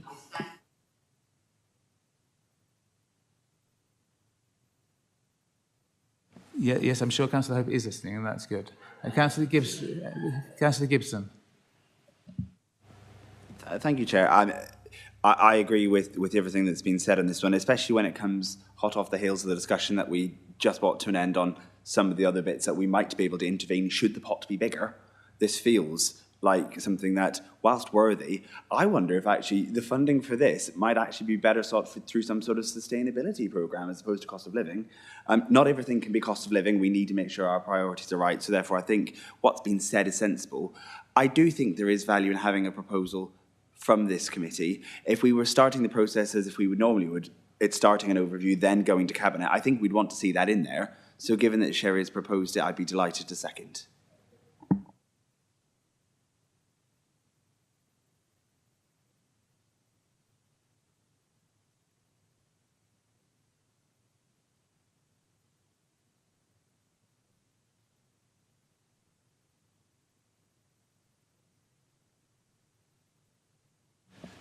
Sorry? Yes?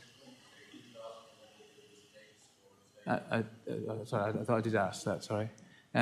Is there anyone against it? Okay. Okay. Can we note that you're abstained? Does anybody else wish to note they were abstained? No? Okay, everybody else was in favour. Finally, there was item 18, which was just the recognising that there should be some set aside for possible spending later in the year. Did you or Councillor Hope want to say something specifically on that? Not very much at all, but just want to say thank you very much for all the members' participation. I appreciate it's been a very long morning for you all, but I really feel that we've really used the purpose of this committee to really get your steer on, which is what we wanted to do out of this programme. And so, yeah, I'm very, very grateful to you all. Thank you for all your comments and recommendations. And I think it's really important we use this money for the absolute cost of living and to support, because I appreciate we're very privileged for Cabinet to have been able to be able to commit this to us. Obviously, and we always look after public funds well. So thank you very much, everybody. And Councillor Hope, any final comments? Yes, thanks, Chair. I'd just like to thank your committee for their overview on this paper. It's given us a very good sense of direction. Just one point I did just want to clarify on. It was a comment that came up several times during the debate, and that was around propping up existing budgets. And I just wanted to just clarify that all the items in this agenda means that we can go further. It's not filling any black holes where budgets are short.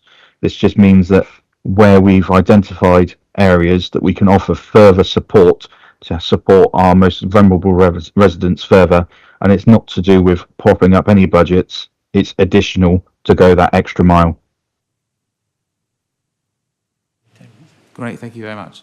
I really want to draw the meeting to a close at this point.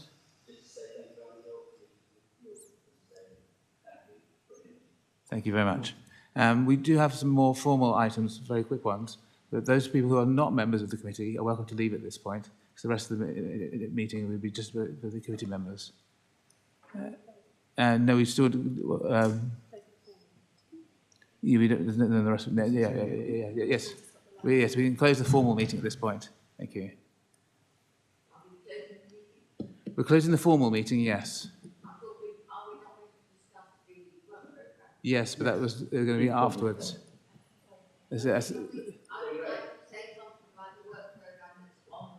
Yes, I'm going to suggest. I'm suggesting that we have a 10-minute comfort break before we come back. Yes. Well.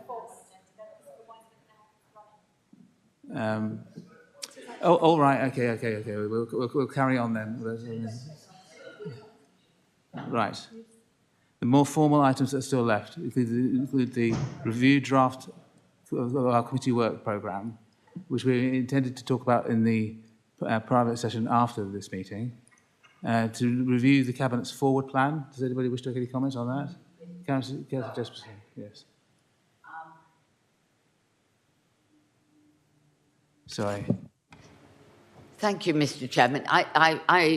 I know we're having a discussion, but I wanted this to be as part of the my remarks to be part of the formal meeting and be minuted properly. So this is what I want to say. So first of all, the items that are on the forward plan, I have no problem with. All of those are excellent. I would add to them, to those the transport plan and the local plan and various other plans that are coming forward. The point I want to make, and I would like that to have minuted because I really think this is important.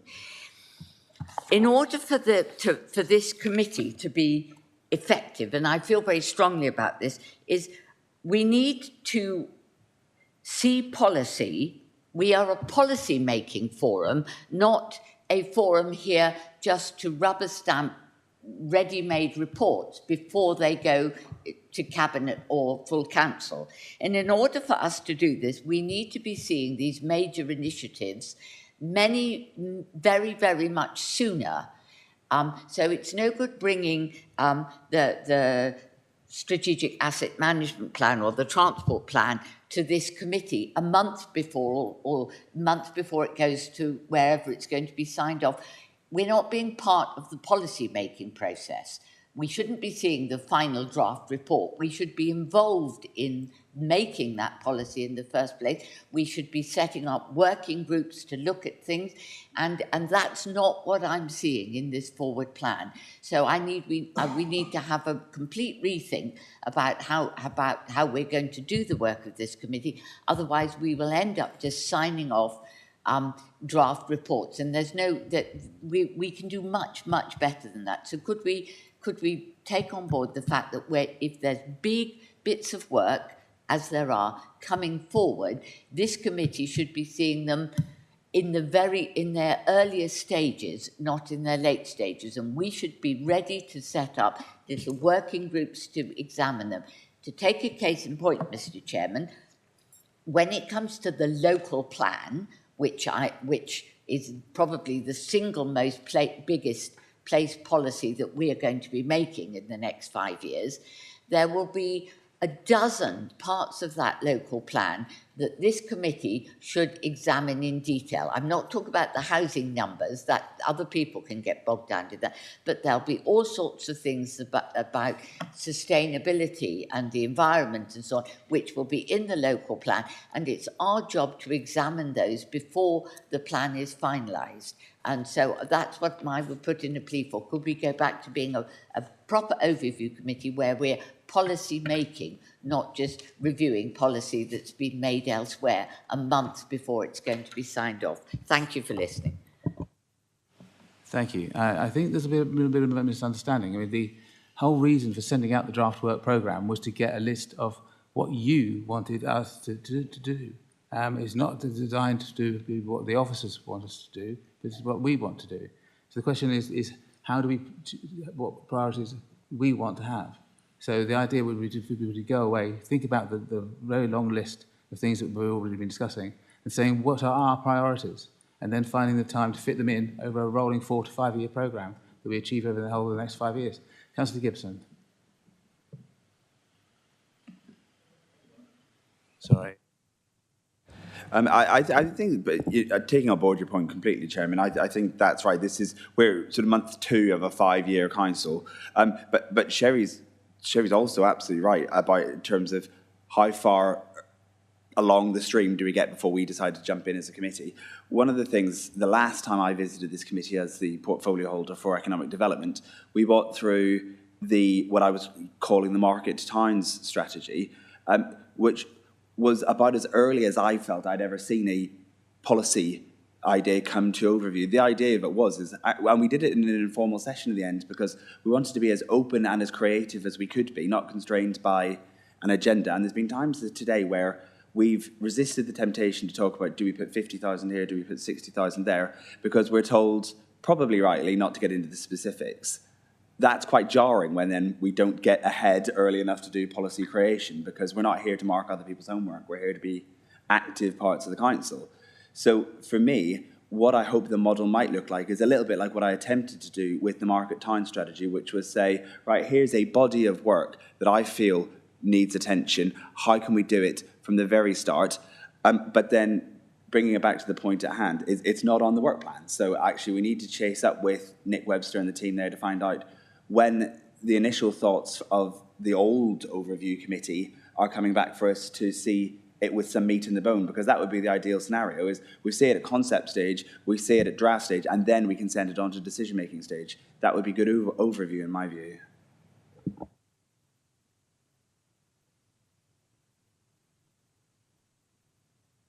The list of on the work programme included what was left over from the previous overview committee. Well, that's what we were told, at least, anyway.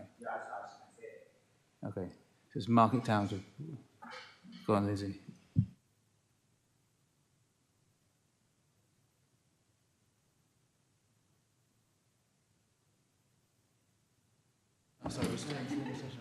Okay, we're still in formal committee at the moment, and you're right that the work programme is on that agenda, so you are welcome to obviously make any points you want at the public meeting. We had indicated we would have an informal discussion at the close of the meeting, so I guess we could still do that, but obviously this is your opportunity to say anything you want to say about the work programme whilst the public meeting is still on, but otherwise we can have a chat with members following the meeting, but we are still in formal committee at the moment.